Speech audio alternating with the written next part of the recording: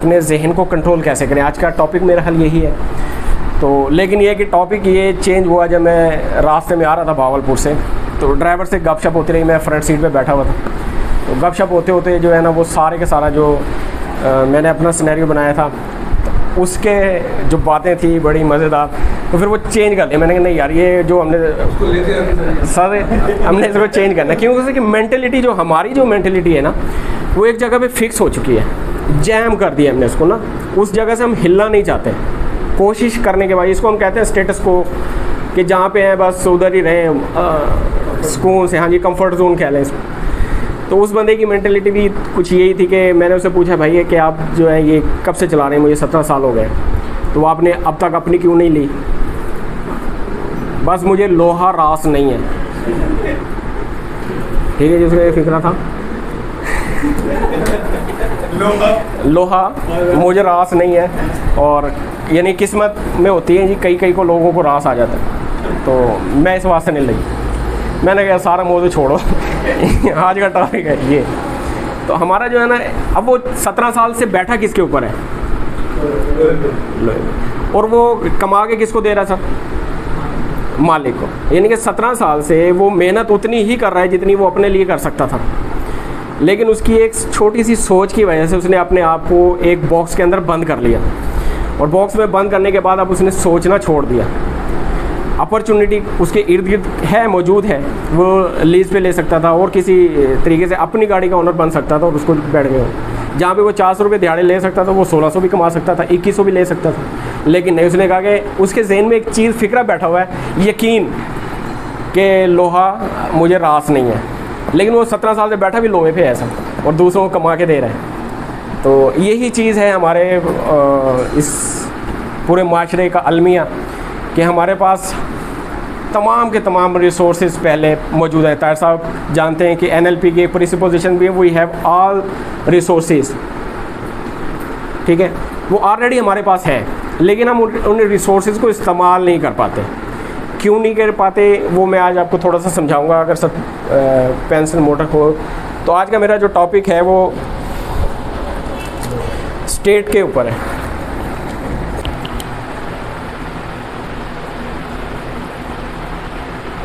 State,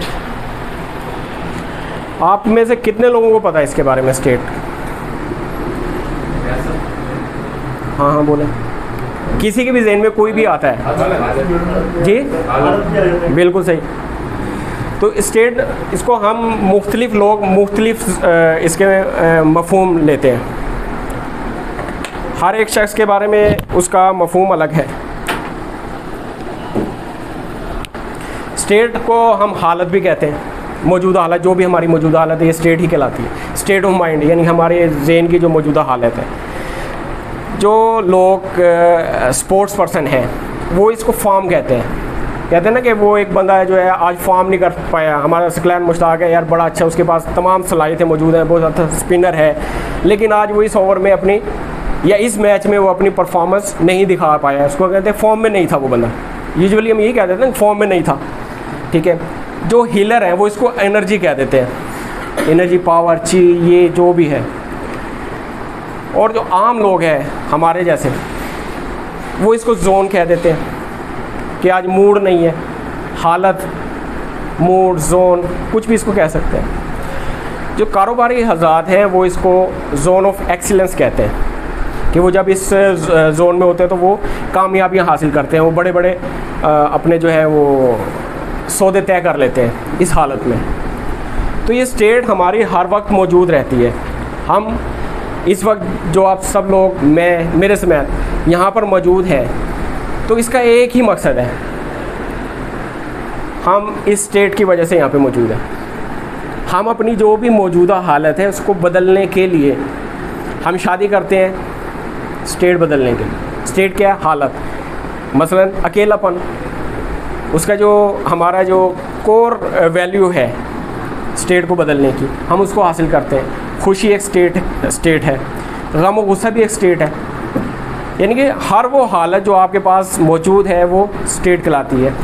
जिस शख्स को ये स्टेट समझ में आ गई, ये एक ऐसा टॉपिक है और इसके बारे में मैंने इसके अंदर तकरीबन 2 बाब हैं 35 पेज के, और पूरी डिटेल के साथ इसके अंदर किताब के अंदर डिफ़ाइन किया है, लेकिन यहाँ पे टाइम कम होने की वजह से इसको थोड़ा थोड़ा शॉर्टली मैं आपको ब्रीफ करना चाहूँगा। तो स्टेट वो हालत है जिसको हम बदलने के लिए हम वक्त कोशिश में मुब्तला हैं। हम कुछ अच्छा काम कर रहे हैं तब भी स्टेट के लिए कर रहे हैं, अगर हम बुरा कर रहे हैं, सिगरेट पी रहा है कोई बंदा, तो क्या कर रहा है वो अपनी स्टेट को बदलने की कोशिश में है। उसको नहीं पता कि मैं अपनी इस स्टेट को किसी बुरी आदत से चेंज कर रहा हूँ, ये नहीं पता, लेकिन वो उस स्ट्रेस से, दबाव से, एंग्जाइटी से, या हो सकता है वो प्लेजर से बाहर आना चाह रहा हो, या वो हासिल करना चाह रहा है, कुछ ना कुछ उसके गेन और आप कहते हैं ना पेन और गेन रीज़न, तो वो उसके बिहाइंड क्या है। हम अक्सर ट्रेनिंग में देखते हैं कि यार हर इंसान जो है ना वो गेन्स और पेन्स के पीछे भागता है और इसी से अवॉइड करता है, हमारा माइंड भी ये काम कर रहा होता है, लेकिन इसके बिहाइंड क्या चल रहा होता है, आज हम उस पर बात करेंगे। हमारे माइंड के बियॉन्ड क्या है, इसके पीछे क्या है। हम जो गुफ्तगू का पैटर्न इस्तेमाल करते हैं, गुफ्तगू का आपको मालूम है कि 2 तरीक़ेकार हैं।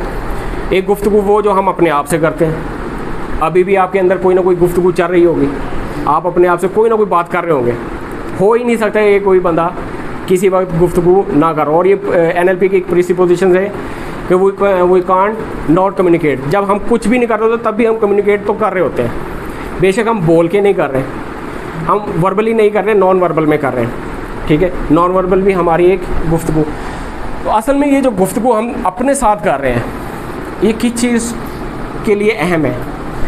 ये जो हमारी अंदरूनी गुफ्तगू अपने साथ होती है, यही तय करती है कि हमारे पास कितनी धन दौलत आएगी, हमारे रिलेशनशिप दूसरों के साथ कैसे बिल्डअप होंगे, कितना हम सुकून में होंगे, कितना हम परेशान होंगे, कितने हमारे पास डिप्रेशन होगा, कितनी एंग्जाइटी होगी हमारे पास। ये तमाम की तमाम ये चीज़ें हमारी जो अंदरूनी गुफ्तगू है अपने साथ, इसको सेल्फ़ टॉक भी कहते हैं, ये सेल्फ़ टॉक तय करती है हमारी कि हम कितना कुछ कर रहे हैं। और इसी तरह दूसरी कम्युनिकेशन हम दूसरों से कर रहे होते हैं, हम अपने वालिदैन से, बहन भाइयों से, दोस्तों से, दूसरे पर्सन से। तो ये भी हमारे रिलेशनशिप को तय करती है कि हमारे बोलने का अंदाज़, उठने बैठने का अंदाज़, बॉडी लैंग्वेज, ये तमाम की तमाम चीज़ें जो है वो गुफ्तगू। तो आज मैं थोड़ा सा डिफ़ाइन करूँगा कि हमारे गुफ्तगू के पैटर्न को हम कैसे कंट्रोल कर सकते हैं और इसके बियॉन्ड क्या होता है, इस गुफ्तगू के पीछे ये गुफ्तगू होती कैसे है, ठीक है, और इस गुफ्तगू को कंट्रोल कौन करता है। तो घूम फिर के जब हम इसको थोड़ा सा डिफ़ाइन मज़ीद करते हैं, गहराई में जाते हो, तो एंड पे जो हम कहते हैं ना कोर वैल्यू की आखिरी चीज़ हमने जो ढूंढी है वो फिर आपको मिलेगी स्टेट पे। तो मेन मकसद है कि मैं आपको एक मगज़ दे देता हूँ इस किताब का, इस NLP का, कि अगर कोई भी इंसान किसी भी शोबा से ताल्लुक़ रखता है, वो अच्छा टीचर बनना चाहता है, अच्छा पेरेंट बनना चाहता है, अच्छा उस्ताद बनना चाहता है, अच्छा डॉक्टर बनना चाहता है, अच्छा इंसान बनना चाहता है, ये कुछ भी बनना चाहता है, वो ये नहीं है कि वो मोटिवेशनल स्पीकर ही बने, वो अपने शोबे में जहाँ भी मौजूद है, अगर वो अपनी इस स्टेट को काबू कर ले, इस स्टेट पर वो कमांड हासिल कर ले, तो गोया उसने अपने पूरी बॉडी पे, अपने पूरे जहन पे कंट्रोल हासिल कर लिया। ठीक है, यहाँ तक समझ आ रही है ये बात? Thank you. तो स्टेट को, ये सबसे पहले हम ये सीखेंगे ये स्टेट क्रिएट कैसे होती है, बनती कैसे, कहाँ से नमूदार होती है। हम इसको कंट्रोल करना बाद में मैं आपको बताऊंगा, लेकिन सबसे पहले ये कंट्रोल, ये स्टेट जन्म कैसे लेती है। ठीक है, तो सबसे पहले ये है कि मिसाल के तौर पे हम ये कहते हैं कि ये, अब तस्वीर तो अच्छी सी नहीं बनी है, मैं ड्राइंग मास्टर नहीं हूँ, ये मैं और आप हैं, फ़र्ज़ कर लेते हैं। ठीक है, तो हम, हमारे साथ अब जो मौजूद हैं हम यहाँ पे इस वक्त, जब से हम पैदा हुए हैं उस वक्त से लेकर और जब तक हम इस दुनिया को छोड़ेंगे उस वक्त तक हमारी लाइफ में हर वक्त कोई ना कोई इवेंट, कोई ना कोई वाक़या रूनमा हो रहा है। हम यहाँ पर बातचीत कर रहे हैं, आप बैठे हैं मेरी बात सुन रहे हैं, तो ये एक इवेंट है। बाहर नीचे उतर के चले जाते हैं, कुछ भी हो जाए, तो ये तमाम का तमाम वाक़या आपके साथ हर वक्त रूनमा हो रहा है। इसको हम कहते हैं इवेंट, कि हमारी लाइफ में हर वक्त एक इवेंट चल रही है। अच्छा, इस इवेंट को जो है हम परसीव करते हैं अपने माइंड में। कैसे करते हैं? इस इवेंट को परसीव करने का तरीका क्या है कि अल्लाह ताला ने हमें इंसानों को 5 सेंसेस दिए हैं। ठीक है, हम कुछ भी हासिल करते हैं, जो भी सीखते हैं, जो भी लर्निंग करते हैं, वो अपनी 5 सेंसेस की मदद से ही करते हैं। इनमें सबसे पहली सेंस हमारी वीडियो सेंस है, हमारी आँखें। हम आँखों से देखकर बहुत सारा लर्न करते हैं, बहुत ज़्यादा चीज़ें हम सीखते हैं। कुछ चीज़ें हम सीखते हैं सुन के, इसको हम कहते हैं ऑडिटरी सेंस, ऑडियो हम अपने कानों के ज़रिए सुनते हैं। और यहाँ पर एक चीज़ मैं और ऐड कर दूँ कि हमारी जितनी भी ज़ुबानें हैं, दुनिया में जितनी भी ज़ुबानें बोली जाती हैं, जो भी इंसान ज़ुबानें सीखता है वो सुनकर सीखता है। इसी वजह से आपने देखा होगा कि जो लोग गूंगे होते हैं वो दरअसल गूंगे नहीं, बहरे होते हैं। यानी उनको नहीं पता कि पानी का साउंड क्या है, वाटर का साउंड क्या है। उन्होंने देखा है पानी प्यास बुझाने के काम आता है और दूसरे कामों, देखा है, आँखों का इस्तेमाल किया है, लेकिन क्योंकि उनके जहन में कानों के रास्ते उनका साउंड नहीं गया कि पानी, और वो बाज़ औक़ात हमारे होंठों को देखकर हमें मॉडल करने की भी कोशिश करते हैं, लेकिन बोल नहीं पाते। तो ये याद रखिएगा कि हमेशा ज़िंदगी में जब भी हम कोई नई लैंग्वेज सीखेंगे, ज़ुबान सीखेंगे, तो वो हम सुन के सीखते हैं, ठीक है। उसके बाद तीसरी जो हमारे पास आती है, इसको हम कहते हैं मसल्स की। मसल्स, हम कुछ चीज़ें हैं देख नहीं पाते।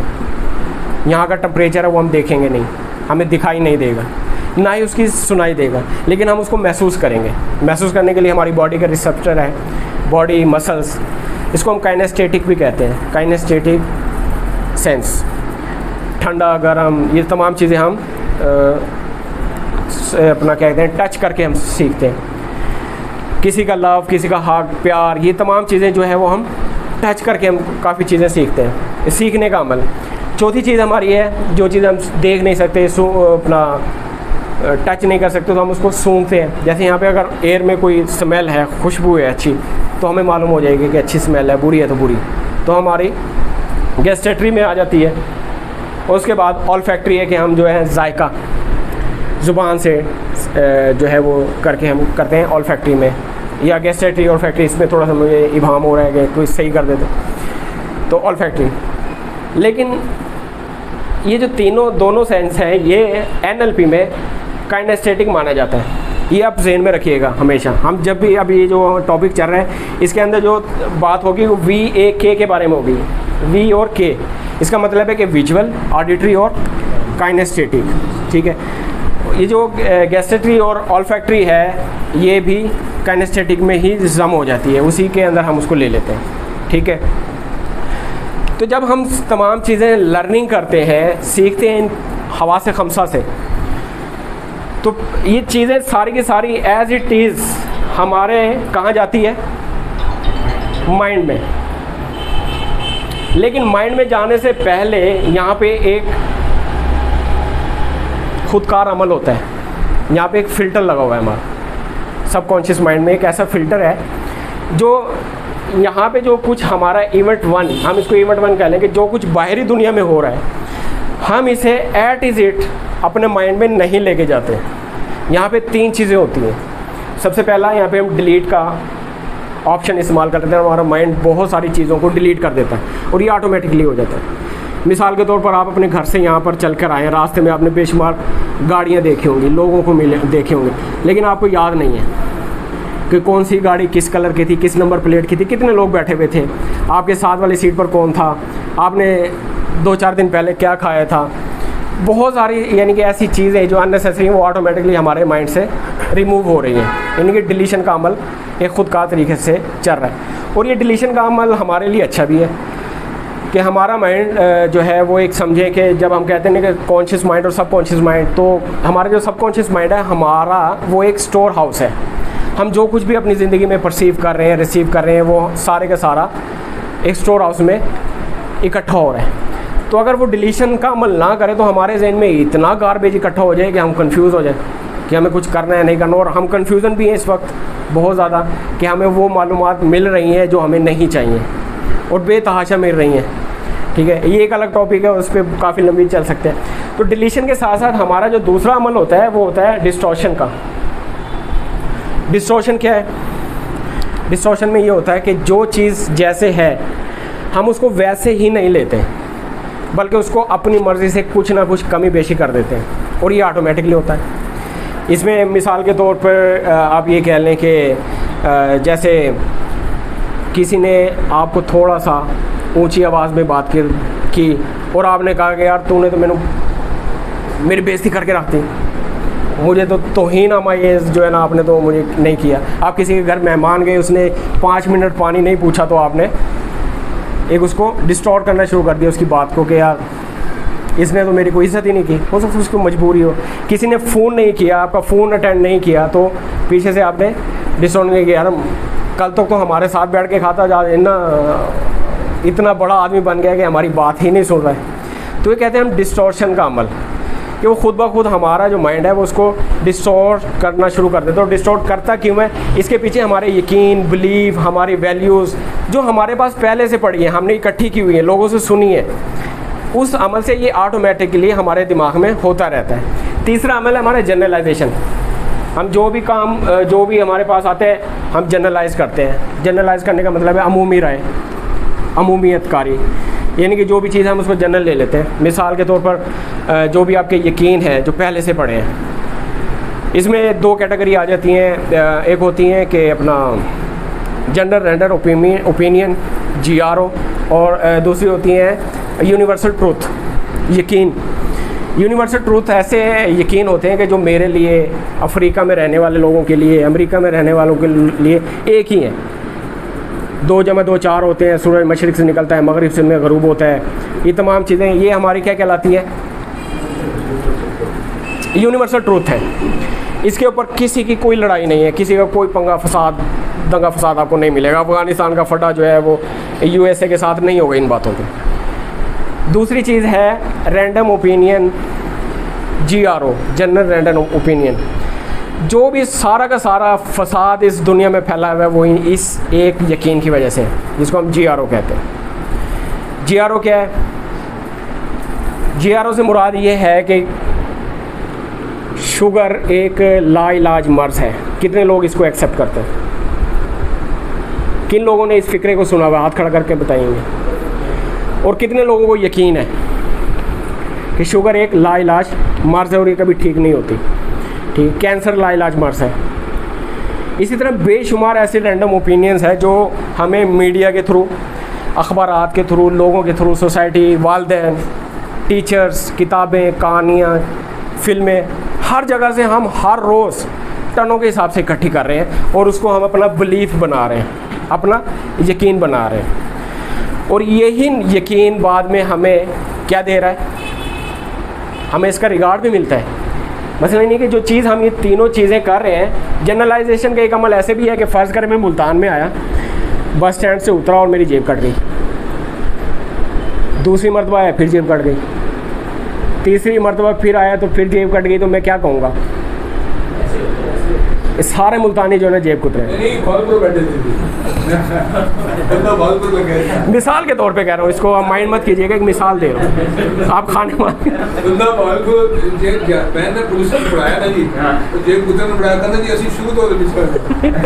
वो बिल्कुल ठीक है आपके।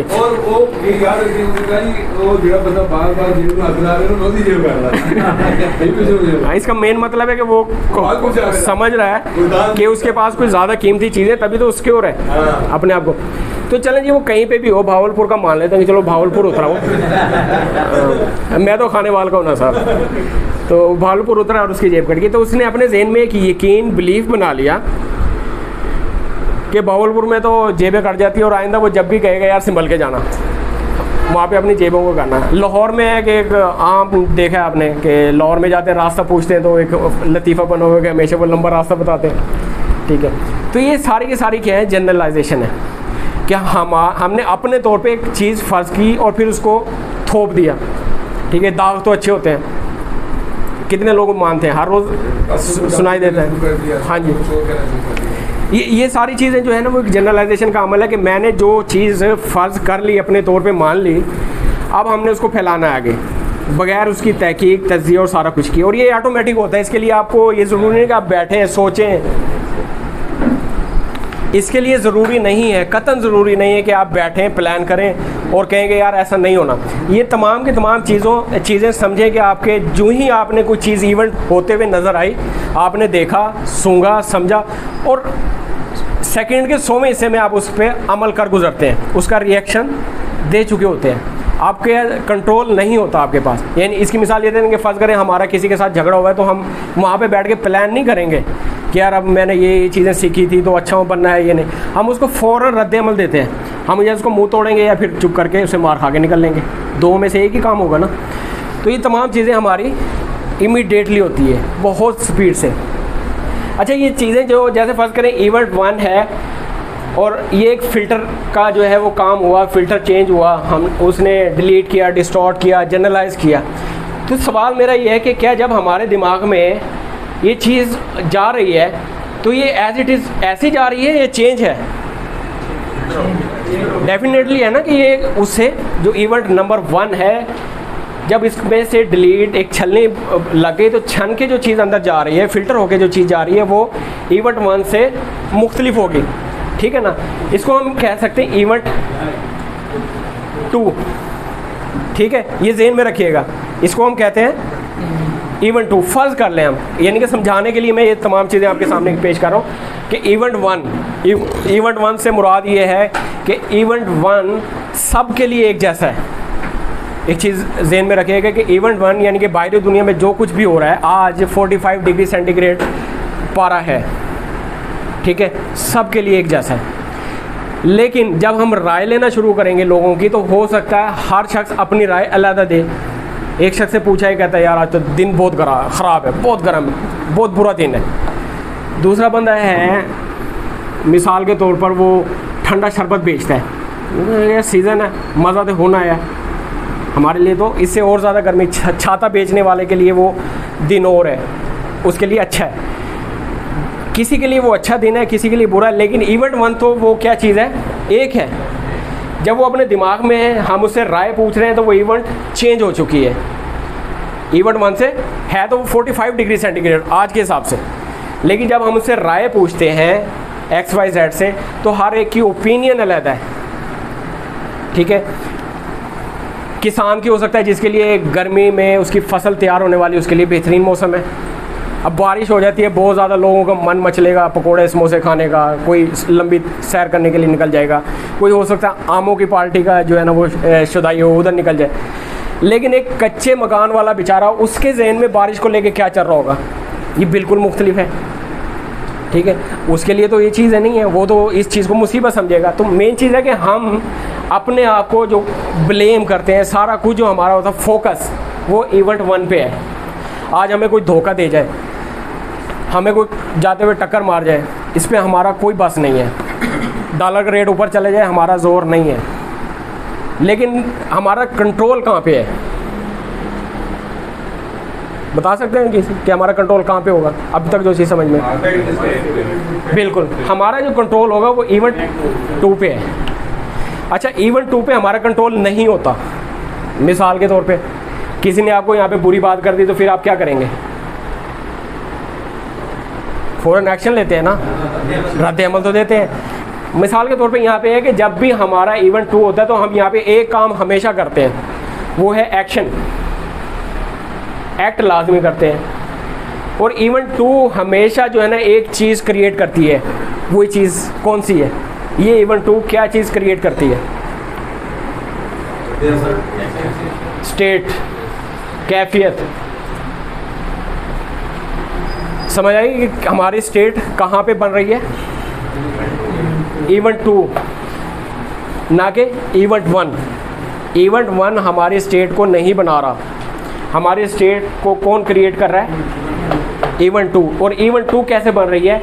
डिलीट का अमल है, डिस्टॉर्ट कर रहे हैं, हम जनरलाइज कर रहे हैं। हम 3 अमल तो पक्के कर रहे हैं। जो कुछ भी हम सोच रहे हैं, जो कुछ भी हमें दिख रहा है, उसको हम तीनों चीज़ों को अमल से गुजार करके जो चीज़ हम बना रहे हैं, कैफियत बन रहे हैं, वो हमारे इस कंट्रोल में है। अब ये जो कैफियत है, जो स्टेट है, ये 2 किस्म की होती हैं। ये आप ये कह लें कि रिसोर्सफुल भी होती हैं और अनरिसोर्सफुल भी होती हैं। इसको हम पॉजिटिव भी कह सकते हैं और नेगेटिव भी। मिसाल के तौर पर कॉन्फिडेंस है, आप कॉन्फिडेंट होना पॉजिटिव स्टेट है। आप कॉन्फिडेंट नहीं है, कंफ्यूज है, कन्फ्यूजन जो है ना वो भी आपकी फियर है। आप इसको कह लें कि फोबिया है, एंगर है, अनहैप्पीनेस है। ये तमाम की तमाम हमारी कैफियत हैं, स्टेट हैं। ये नेगेटिव है। और पॉजिटिव क्या होगी? हमारी हैप्पीनेस, हमारा कॉन्फिडेंस। उसके अलावा फिर कह लें कि हम जो है ना अपने उसमें सर्टेनिटी, ठीक है, सर्टेनिटी की कैफियत में हम हो सकते हैं। फेयर है तो आप उसको कह लेंगे कॉन्फिडेंट में होंगे। एंगर है तो हम उसको हैप्पीनेस या उसको तो ये हमारे तकरीबन जो है वो पॉजिटिव और नेगेटिव दो ही स्टेट होते हैं। और ये असल में यही हमारे इमोशंस कहलाते हैं। अच्छा, ये इमोशंस हमारे कंट्रोल में हैं? बाज़ औक़ात नहीं है। मिसाल के तौर पे कोई अगर आपसे अच्छा बिहेव करता है तो आप उसके साथ अच्छा बिहेव करते हैं। कोई अगर अच्छे मूड में है, मूड से मुराद वो मैंने कहा कि आम बंदा उसको क्या कहता है, मूड। अगर कोई शख्स अच्छे मूड में है तो वो फिर वो आपके साथ अच्छे तरीके से पेश आता है। अगर वो आप उसका मूड ख़राब है तो वो चाहे आप उसके साथ जैसे मर्ज़ी पेश आएँ, वो अपने मूड की वजह से आपको ट्रीट करेगा। या सुन लो, ऐसे ही है। समझ आ रही है बात को? यहाँ तक अंडरस्टैंडिंग हो रही है ताकि मैं इसको साथ साथ आगे लेके चलूँ। तो ये चीज़ हमारी इमोशन हमारे कंट्रोल में नहीं है, ठीक है, किसी के भी कंट्रोल में नहीं है। क्योंकि जो ही हमारी ये इमोशन बनती है, हम इवेंट को क्रिएट करते हैं ज़हन में, तो इमीडिएटली हम क्या करते हैं, हम स्टेट में चले जाते हैं, सॉरी एक्ट नहीं, स्टेट में चले जाते हैं, कैफियत में चले जाते हैं। वो कैफियत पॉजिटिव भी हो सकती है और नेगेटिव, यानी रिसोर्सफुल भी हो सकती है और अनरिसोर्सफुल भी। रिसोर्सफुल इसलिए मैं कहते हैं, एनएलपी में इसको इसलिए कहते हैं कि जब आप हैप्पी होते हैं तो फिर आपके पास जितने भी वसाइल हैं आप उसको अच्छे तरीके से यूटिलाइज़ कर सकते हैं। अगर आप अनहैप्पी होंगे तो रिसोर्सेज आपसे कुछ छीनता नहीं है। आपकी बॉडी में जो आपकी स्किल्स है, रिसोर्सेज मुराद हमारी स्किल्स है, जो कुछ आपने अपनी लाइफ में सीखा, जो ट्रेनिंग्स आपने ली, जो तालीम आपने हासिल की, जो तरबियत ली, इस सारे का सारा आपका रिसोर्सेज कहलाता है। ये रिसोर्सेज दोनों हालतों में आपके पास मौजूद रहता है। जब आप हैप्पी होंगे तब भी वो आपके पास, और अनहैप्पी होंगे तब भी आपके पास होगा, जाएगा नहीं, कुछ छीनेगा नहीं। लेकिन फ़र्क क्या पड़ेगा कि जब आप हैप्पीनेस में होंगे तो आप उसको रिसोर्सफुल स्टेट में होंगे, आप उस रिसोर्स को इस्तेमाल कर लेंगे, यूटिलाइज़ कर लेंगे, आप उससे अच्छा काम ले लेंगे, ठीक है। लेकिन जब अनहैप्पी होंगे तो क्या करेंगे कि वो रिसोर्सेज तो आपके पास सारे मौजूद हैं, लेकिन आप उन रिसोर्सेज को इस्तेमाल नहीं कर पा रहे। इसकी मिसाल ऐसे है कि फ़र्ज़ करें आप करोड़पति हैं और आपके घर में करोड़ों रुपए पड़े हुए एक अलमारी में, लेकिन एक दिन आपको ज़रूरत पड़ गई, और थैंक यू सर, ज़रूरत पड़ गई और उसकी चाबी भी आपसे गुम हो गई। अब आप बताएं, आप कुछ कर पाएंगे?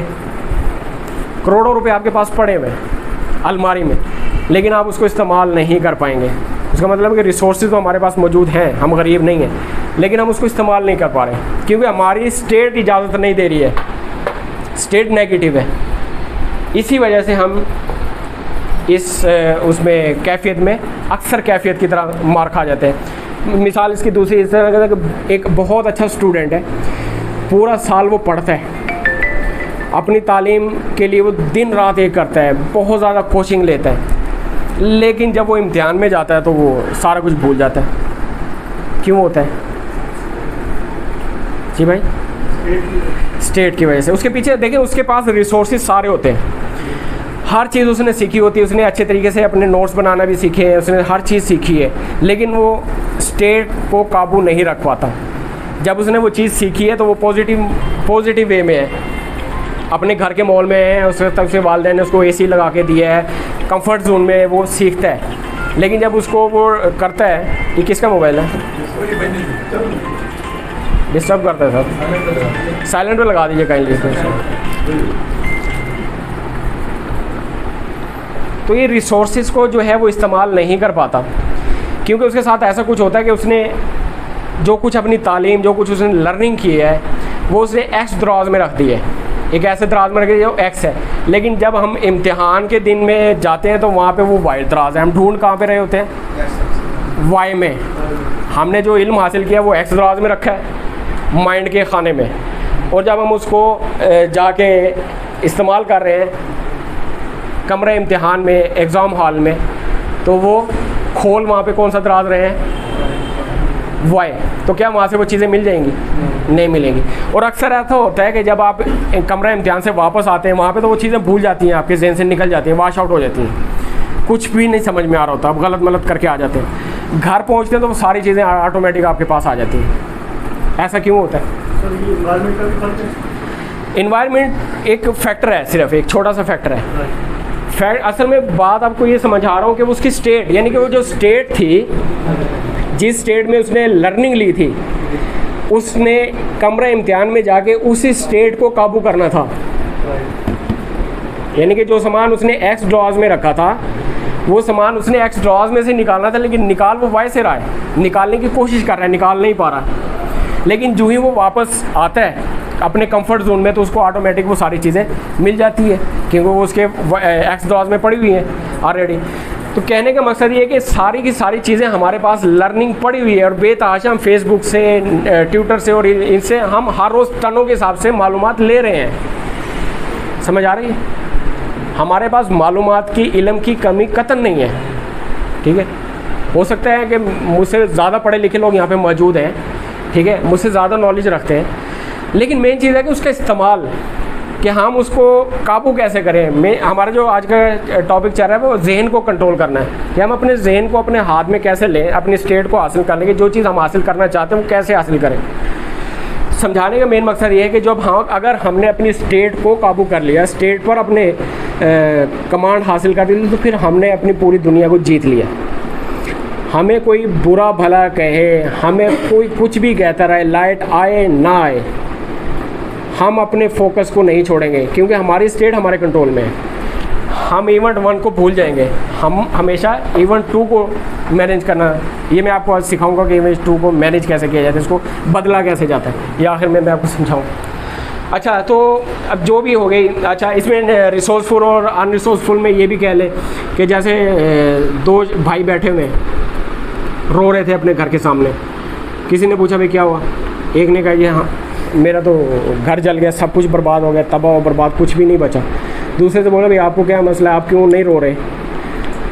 तो मुझे अल्लाह का शुक्र है कि हमारी जान बच गई, सारा कुछ तबाह हो गया लेकिन जान बच गई। यानी उसको देखने का अंदाज़, उसकी कह लें कि हमारी जो सोच है, जब हम उसको सोच को बदलते हैं, स्टेट को काबू करते हैं, तो हमारा क्या है, एक्शन बदल जाता है, हमारा रिस्पॉन्स बदल जाता है, जो रद्द अमल है वो बदल जाता है।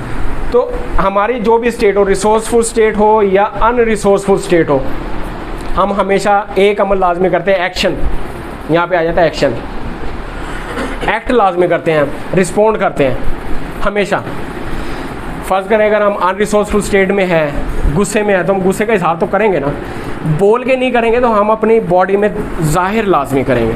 हमारी आँखों की रंगत बदलेगी, चेहरे के इंप्रेशन बदलेंगे, हमारे हाथों की हरकत बदलेगी, मुठियाँ भींचेंगी, सीने में कोई चीज़, जैसे कहते हैं ना कि फांस सी चुभ जाना, या किसी ने, कुछ लोग कहते हैं कि यार मुझे ऐसा लग रहा है जैसे हथौड़े मेरे सर पे किसी ने मारे हैं, सीने में कोई चीज़ रुक गई है। तो ये क्या चीज़ें हैं, रुक गई हैं कि मुझे आवाज़ सुनाई दे रही है और मुझे ऐसा दिखाई दे रहा है कि मैं जो है फंसे हुए कहाँ पे, हम VAK में, ऑडियो विजुअल और काइनेस्थेटिक के दरमियान में।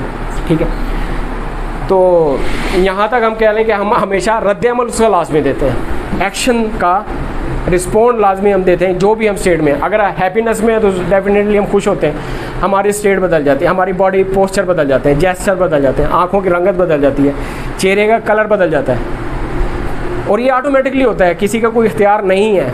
आपने अक्सर देखा होगा किसी चोर को हम पकड़ते हैं तो उसके चेहरे पे एक रंगत आती है जाती है, हम उसके चेहरे की एक्सप्रेशन से पकड़ लेते हैं। कोई बच्चा झूठ बोल रहा है तो हम उसके चेहरे के एक्सप्रेशन से पकड़ लेते हैं कि इसने आज कोई गड़बड़ कर दी है। यस और नो? समझ आ रही है सबको? तो एक्शन दरअसल क्या है, ये हमारा बिहेवियर कहलाता है। बिहेव, हमारा जो रद्द अमल है वही हमारा बिहेव है ना। तो ये बिहेव हमारा किसके कंट्रोल में है? डेफिनेटली स्टेट के, क्योंकि अगर नेगेटिव है तो हमारा बिहेवियर नेगेटिव, अगर वो बिहेवियर हमारा जो है स्टेट पॉजिटिव है तो हमारा बिहेवियर। अच्छा, हमारे इर्द गिर्द जितनी भी ट्रेनिंग चल रही है किस पे चल रही हैं? बिहेवियर चेंजिंग पे, बिहेवियर चेंजिंग बिहेवियर्स पे। बड़ी बड़ी महंगी फीसें लेके जी ये बदल दो, ऐसे कर लो, 21 दिन ये कर लो तो आप ये कर जाएंगे, 50 दिन आप इसमें कर लें तो लेकिन इस बिहेवियर को बदलना हमारे नज़दीक ऐसा है जैसे आप किसी एक दरख्त को बदलना चाहते हैं लेकिन आप उसकी शाखें और पत्ते काट देते हैं। कुछ दिनों के लिए तो बदल जाती है, लेकिन दरख्त ने अपने पत्ते और अपनी शाखें तो दोबारा निकालनी है, वो निकाल देगा। तो अब हम क्या करेंगे, बिहेवियर को बदलना है तो क्या करना है, हमें अपने दरख्त के बीज को बदलना है। समझ आ रही है? हमारे दरख्त के बीज पे काम करना पड़ेगा, उसकी जड़ों पे काम करना पड़ेगा। हमारी जड़ें कौन सी हैं? स्टेट, जो आज का टॉपिक है मेन। ये चीज़ अगर आप समझ आ गए, और मुझे लग रहा है कि आपको समझ आ रही है, आपकी जो अटेंशन है वो बता रही है कि आप बहुत अच्छे तरीके से इसको एंजॉय कर रहे हैं। माशाल्लाह एक्टिव है सर, कोई बंदा जैसा नहीं हो रहा। तो हमारी स्टेट का क्या है कि हमारी बिहेवियर, ये कहते हैं कि हमारा बिहेवियर कंट्रोल कौन कर रहा है। अब यहाँ पे एक चीज़ और मैं बता दूँ कि कोई अगर सिगरेट पी रहा है, आदत है ना, क्यों पी रहा है? पहले मैंने बात की थी कि वो अपनी स्टेट को बदलने के लिए कर रहा है। कोई भी शख्स ज़िंदगी में कुछ भी काम कर रहा है, वो क्या कर रहा है, अपनी स्टेट को बदलने के लिए कोशिश में मुब्तला है, वो अच्छी स्टेट में जाने के लिए। और उसको नहीं पता कि एक बुरी आदत को यानी कि वो एंजाइटी से निकलने के लिए सिगरेट पी रहा है, तो उसको नहीं बताया गया। उसने अपने डिस्टॉर्ट कर रहा है, जनरलाइज कर रहा है, दो अमल कर रहा है कि उसने कहीं फ़िल्म में देखा सिगरेट पीते हुए कि सिगरेट पीते हैं तो वो जाँबाज होते हैं या कोई चीज़, कहाँ से उसने लिए, जनरलाइज किया, उसने डिस्टॉर्ट किया। ठीक है, उसको नहीं पता कि एक बुरी आदत को रिप्लेस करने के लिए मैं एक और बुरी आदत अपना रहा हूँ। उसको जो चीज़ अच्छी लग रही है उस वक्त वो कर रहा है। यानी कि हम इसको फिर एक और प्रिसपोजिशन आती है कि every behaviour has a positive intention, कि हर बिहेवियर के पीछे जो रीज़न होती है, मुहर्रक होता है, वो पॉजिटिव ही होता है उसके नज़दीक, दूसरों के नज़दीक नहीं, उसके नज़दीक वो। और फिर इसमें ये भी है कि हर शख्स अपनी बेहतरीन चॉइस का इस्तेमाल करता है। मिसाल के तौर पर आप किसी जगह पर कपड़ा ख़रीदने जाते हैं, दुकानदार बेशक आपको 50,000 थान खोल के दिखा दे, लेकिन आपने चॉइस अपनी बजट के हिसाब से करनी है, अपनी पसंद के हिसाब से।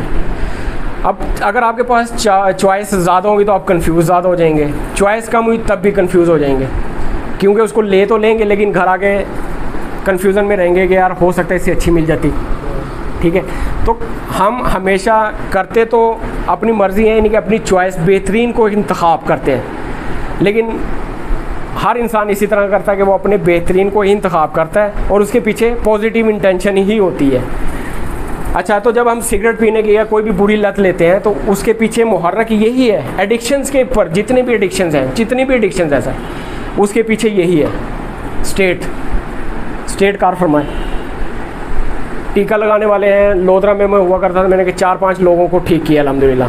जो टीका लगाने वाले होते हैं वो आखिरी स्टेज पे ही होते हैं। ठीक है, वो 6-7 माह या ज़्यादा से ज़्यादा 1 साल उनकी लाइफ होती है, डेड पॉइंट पे होते हैं, लेकिन अल्हम्दुलिल्लाह उनको कुछ टाइम में वापस ले गए। 5 हैं मेरे पास ऐसे केस कि उनको जो है ना सिर्फ़ और सिर्फ कोई अद्वियात नहीं थी, कुछ नहीं, सिर्फ़ और सिर्फ NLP की कुछ टेक्निक्स को इस्तेमाल किया।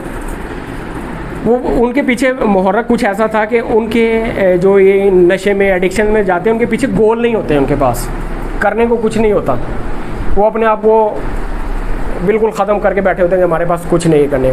तो उनको हम अगर उसकी स्टेट को बदल दें, जो वो स्टेट हासिल करते हैं एक टीके से, तो हम उसकी स्टेट को बदल दें तो क्या होगा, ऑटोमेटिकली वो निकल आएगा। इसी तरह शुगर के, मेरी वालदा शुगर पेशेंट रही है काफ़ी अर्से, और भी बहुत सारे शुगर के पेशेंट हैं, वो कहते हैं कि शुगर नहीं जाती, शुगर चली जाती है अगर उसकी स्टेट को बदल दें। पीछे होता क्या है शुगर का, हमने डिलीट जनरलाइज किया हुआ है, हर रोज़ सुन रहे हैं एक ऐसा मर्ज़ है जो कि हड्डियों को गाल देता है, ऐसा मर्ज़ है जो बंदे को खोखला कर देता है, डिमक की तरह चाट जाता है, कभी ठीक नहीं होता, एक दफ़ा शुगर हो गई तो बढ़ गई। लेकिन शुगर, अगर कोई डॉक्टर आज़ाद बैठे हुए, तो शुगर एक हमारा जहन के, अपने बॉडी के अंदर एक अच्छा इफ़ेक्ट है। शुगर क्यों होती है, हमारे जिस्म में शुगर फ्लो क्यों होती है? कोई बंदा है डॉक्टर से रिलेशन नहीं है? हाँ सर मैं बताता हूँ, मैं शुगर पेशेंट हूँ, शुगर पेशेंट की नहीं सर, मैं डॉक्टर की बात कर रहा हूँ। शुगर पेशेंट तो यही कहेगा ये नहीं होने वाला। मैं बताता हूँ ना, मैंने सारी जिंदगी ये पढ़ा कि शुगर टेंशन की पैदावार है, ये ठीक है। और मैंने डॉक्टर साहब मैं जिंदगी का टेंशन ले ली, कहता फिर तेरे दादे ने होगी तेरे। नहीं सर।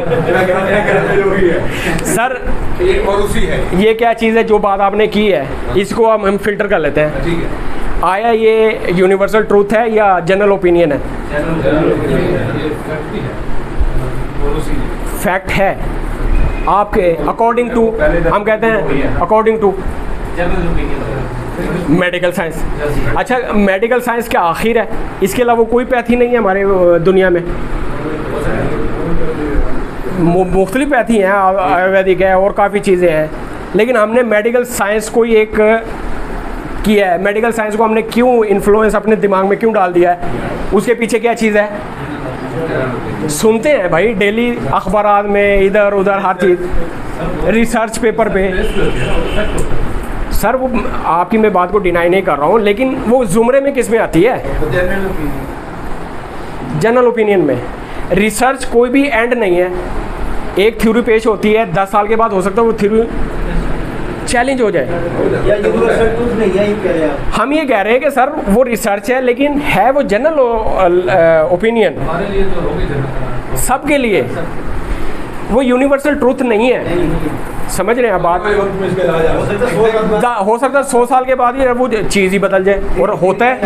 आज से सर, आज से हम पीछे चले जाएं 150-200 साल पहले, जो उनके बिलीफ थे आज हमारे बिलीफ तो नहीं है ना। अगर उस दौर का कोई शख्स यहाँ पे आगे हो जाए तो वो तो हैरत से मर जाए, जो चीज़ें हम हासिल कर चुके हैं। ठीक है।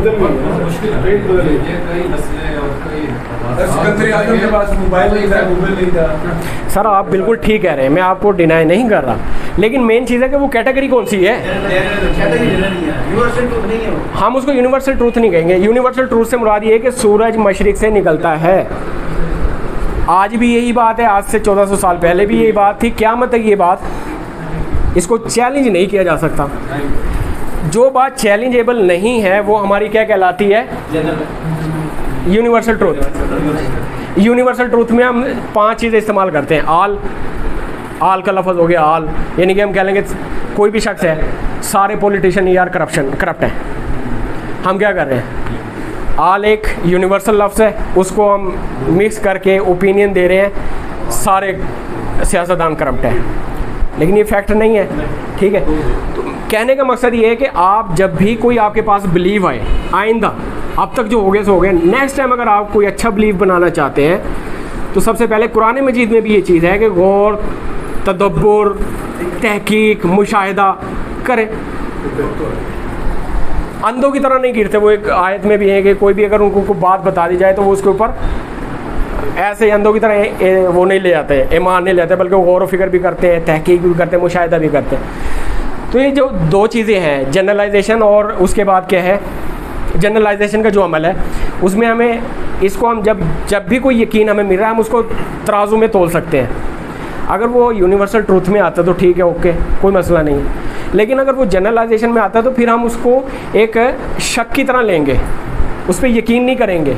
क्यों ज़रूरी है कि हमारा जो कॉन्शियस माइंड और सबकॉन्शियस माइंड है, सबकॉन्शियस माइंड में जो चीज़ एक यकीन की तरह हमारे पास चली जाती है ना, फिर हमारा सबकॉन्शियस माइंड हमारा आका है, बदतरीन आका। वो उस चीज़ पर अमल ऑटोमेटिकली कर देता है और वो चीज़ आपके सामने हो जाती है। अगर फर्ज करो मैंने कहा यार शुगर जो है ना वो नहीं जाने वाली, कुछ भी हो जाए शुगर नहीं जाने वाली, और ये यकीन मेरे बिलीफ सिस्टम में बैठ गया, मेरे सबकॉन्शियस माइंड में चला गया, तो अब दुनिया की कोई भी इंसुलिन मेरी शुगर को कंट्रोल नहीं कर पाएगी। अब दुनिया की कोई भी पैथी मेरी शुगर को कंट्रोल नहीं कर पाएगी। ठीक हो गया सर? अच्छा, ये यकीन सबकॉन्शियस में जाता कैसे, ये भी एक फैक्ट है। मिसाल के तौर पर मैं हूँ या कोई भी शख्स है, उसको आज थोड़ा सी टेंशन हुई, कुछ मसला पैदा हुआ, शुगर जो हमारे बॉडी में रिलीज़ होती है ना, ये एक पॉजिटिव इंटेंशन है, ये पॉजिटिव चीज़ है, मुहर्रक पॉजिटिव है। ये एक लंबी गुफ्तगू चली जाएगी, है टाइम हमारे पास सेशन का? एक और सेशन करेंगे, इसके लिए एक और सेशन करेंगे कि एक पूरा टॉपिक है, बल्कि इस किताब के अंदर एक पूरा बाब मैंने बांधा है कि हमारी बीमारियां पैदा कैसे होती हैं। और ये मेडिकली साइंस के और ये जितनी भी रिसर्च है उसका मुदल्लल जो है ना वो है, ऐसे नहीं है कि ये बातें बनी हुई हैं। तो शुगर आपकी अगर ये किताब पढ़ लेंगे तो आपकी शुगर गारंटी है ख़त्म हो जाएगी इंशाल्लाह, क्योंकि हुई हैं, मैंने की हैं, ख़ुद भी की हैं। कोई बीमारी अगर आपके पास नज़दीक आती है तो वो किसकी वजह से आ रही है? जब ये स्टेट आपकी मुस्तकिल हो जाती है ना सर किसी भी मामले में, पॉजिटिव या नेगेटिव, तो जब वो पॉजिटिव है तो आप हैप्पी रहेंगे। जब वो अगर स्टेट कुछ अरसे के लिए नेगेटिव रही ना, 2 घंटे 3 घंटे 10 घंटे 1 साल, तो ऑटोमेटिकली इसका जो हमें मिलता है ना, आप कह लें कि आउटपुट, वो हमारी बॉडी में शोर होता है, हमारी माइंड और हमारी बॉडी में, क्योंकि हमारी जो फिजियोलॉजी है उससे हमारे जहन और जिस्म को इकट्ठा एक दूसरे के साथ रिस्पॉन्ड करती है। अगर हम अपने जहन में कोई अभी मिसाल के तौर पर अभी सोचें कोई अच्छी चीज़, तो आपकी बॉडी में भी अच्छा सा महसूस होना शुरू हो जाएगा। ठीक है, विद इन ए सेकेंड कह लें, बल्कि सेकंड के भी कम से कम हिस्से में आप कोशिश करें ना करें, आप अच्छा सोचना शुरू कर दें। अभी चलें मैं इसकी एक प्रैक्टिस करवा दूँगा। आंखें बंद करके आप कोई भी अपनी ज़िंदगी का खुशगवार वाक़या सोचें। 1 मिनट के लिए आंखें बंद करें, सारे अपने पाँव को नीचे रखें और कोई भी खुशगवार वाक़या सोचें। कोई भी आपकी ज़िंदगी में कोई भी खुशगवार वाक़या हुआ है, कोई भी हुआ है, उसको वैसा ही होते हुए देखें। उसके अंदर वही चीज़ जो उस वक्त आपने फील की थी, वही चीज़ें देखें। हर चीज़ जैसे हुआ था, जो भी चीज़, आपकी फीलिंग बदल रही है ऑटोमेटिकली। आपके, मैं देख रहा हूँ कि कई लोगों के चेहरों पे ऑटोमेटिकली मुस्कुराहट आ रही है, ठीक है, उनके चेहरे का ग्लो जो है वो बढ़ रहा है, अच्छा हो रहा है। अच्छा, आंखें खोली हुई है, कोई मसला नहीं सर, आंखें खोल के कर लें, सोच सकते हैं। अच्छा, अभी आप अपने कंधों को ना थोड़ा सा डाउन करें, कंधों को ढीला जैसे हफ्ते ना जैसे, कमर को भी ढीला छोड़ दें, गर्दन आगे झुका लें थोड़ी सी, पाँव को भी, जैसे आप समझेंगे आप जैसे ना एक टेंशन के माहौल में बैठे हुए हैं, उस माहौल में आइए, आइए थोड़ा सा। अब आप उसको सोचने की कोशिश करें जो आपने इससे पहले सोचा था। मैं गारंटी से कह रहा हूँ कभी वो चीज़ आपके जहन में नहीं आएगी। लगाएं जोर इस हालत में। वो आप ही कहते हैं कि वो स्टेट नहीं आती, नहीं आएगी, क्यों नहीं आएगी? वो बात फिर वही आ गई जी। वजह क्या है कि हम उसको, जो हमारी चीज़ है वो एक्स ड्रॉज में पड़ी है, हम ढूंढ कहाँ पे रहे हैं? वाई में, तो कभी भी नहीं मिलेगी। हमें क्या करना पड़ेगा, जो राइट चीज़ जहाँ पे पड़ी है हमें वहाँ से उठानी है, वहाँ से इस्तेमाल करनी है। ठीक है, अंडरस्टैंडिंग? तो यहाँ पे जो चीज़ें, जो हमारा बिहेवियर है, ये भी हमारे कंट्रोल में नहीं है भाई। ठीक है, कंट्रोल हम हमेशा जो है ना वो स्टेट के अनुसार ही करते हैं कि जो स्टेट जैसे स्टेट वैसे है बिहेवियर, अच्छा या बुरा। अच्छा, ये जो बिहेवियर होता है, जो हम बिहेव करते हैं, ये आगे जाके क्या बनता है? हमारा आदत बन जाती है, आदत बन गई। बिहेवियर आदत ही हो गई ना सर, आदत। ये आदतें हमारी क्या बनती है? किरदार झलकता है हमारे किरदार में, वो चीज़ें हमारे जिस्म में, हमारी बातों में, हमारे दिमाग में, हर चीज़ वो झलकती है वो चीज़ें। ठीक है, और जो किरदार होता है, जो चीज़ हम लेके चल रहे होते हैं, जैसा किरदार फर्ज करो मैंने भी कुछ भी, जैसा भी किरदार है, लोग मुझे उसी किरदार के हवाले से याद करेंगे। आप लाख कोशिश कर लें अपने आप को लोगों के सामने पेश करने की, अच्छे लोग नहीं कर पाएंगे। वो आपको आपके किरदार से पहचानेंगे या फिर आपके वालिदैन के किरदार से हवाले से पहचानेंगे। ऐसा ही है। और जो किरदार है तो वही तो आपकी डेस्टिनी होती है। डेस्टिनी से मुराद आपकी किस्मत। ऐसे ही है, जो आपका किरदार है, जो आपका रिगार्ड मिल रहा है किरदार के मुताबिक, यानी कि मेरा अच्छा किरदार है तो मुझे अच्छे लोग मिलेंगे, अच्छी अर्निंग होगी, हर चीज़ मुझे अच्छा ही मिलेगा। लेकिन अगर हमारा किरदार बुरा हुआ तो फिर हमें वो चीज़ें, हम जेल जाएंगे, हम लोगों से गालियाँ खाएंगे, हम बदनाम भी होंगे, सारी चीज़ें हमें बुरी मिलेंगी। तो इसके पीछे अब हम जो है ना सब के सब यहाँ पे फंसे हुए हैं, सब लोग जितने भी हैं। यार आदतें ठीक कर लो, तुम्हारी आदतें ठीक नहीं हैं, सुनते हैं ना। बच्चों को भी हम यही कहते हैं, पुत्र ऐ नहीं करना, लेकिन वो कर रहे होते हैं। मिसाल के तौर पर हम बच्चे को कहते हैं बेटा एक गिलास को तोड़ ना देना, और थोड़ी देर के बाद आवाज़ आ रही होती है, आप चीख रहे हो, तो मैंने कहा था ना ये तोड़ देगा। तो उसके पीछे वही है चीज़ है कि उसको कमांड दे देते हैं, सबकॉन्शियस माइंड में उसको कमांड भेज रहे हैं कोई ना कोई चीज़ें। तो ये स्टेट को जिसको काबू आ गई वो समझो कि वो अपनी लाइफ का, अपनी पूरी ज़िंदगी उसके हाथ में होती है, उसके कंट्रोल में होती है। ये स्टेट जिसको चेंज करना आ गई, तब्दील करना आ गई, वो अपनी ज़िंदगी का कह लें कि मास्टर होता है, अपने लाइफ का और अपने माइंड का। ठीक है, ये किताब है, इस किताब में तकरीबन मुकम्मल तौर पर ये सारा इसी के इर्द गिर्द घूमता है कि हम अपने स्टेट को कैसे तब्दील करें। मैं थोड़ा सा आपको समझा देता हूँ कि स्टेट को तब्दील करने के लिए हमारे पास सिर्फ 2 चीज़ें होती हैं, 2 चीज़ों की मदद से हम स्टेट को तब्दील करते हैं।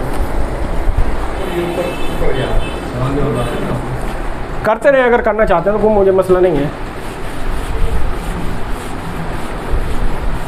3 लेवल्स ऑफ माइंड है सर, एक है कॉन्शियस माइंड, एक है सबकॉन्शियस, एक है अनकॉन्शियस। सबकॉन्शियस और अनकॉन्शियस का फर्क होगा। सबकॉन्शियस माइंड और अनकॉन्शियस माइंड, इनके तहत शऊर और लाशऊर, ये दोनों एक ही चीज़ है। इसको इबाहम कह लें, हम जनरलाइज में कह लें कि बड़ी बड़ी किताबों में, पाकिस्तान में ख़ासूसन तौर पे ना, पाकिस्तान में हर शख्स जो इस चीज़ को, अब तो ये नेट की वजह से बहुत आम हो गई ये चीज़ें, नेट पे ये चीज़ें जो मैंने आपको पढ़ाई है नेट पे मौजूद है।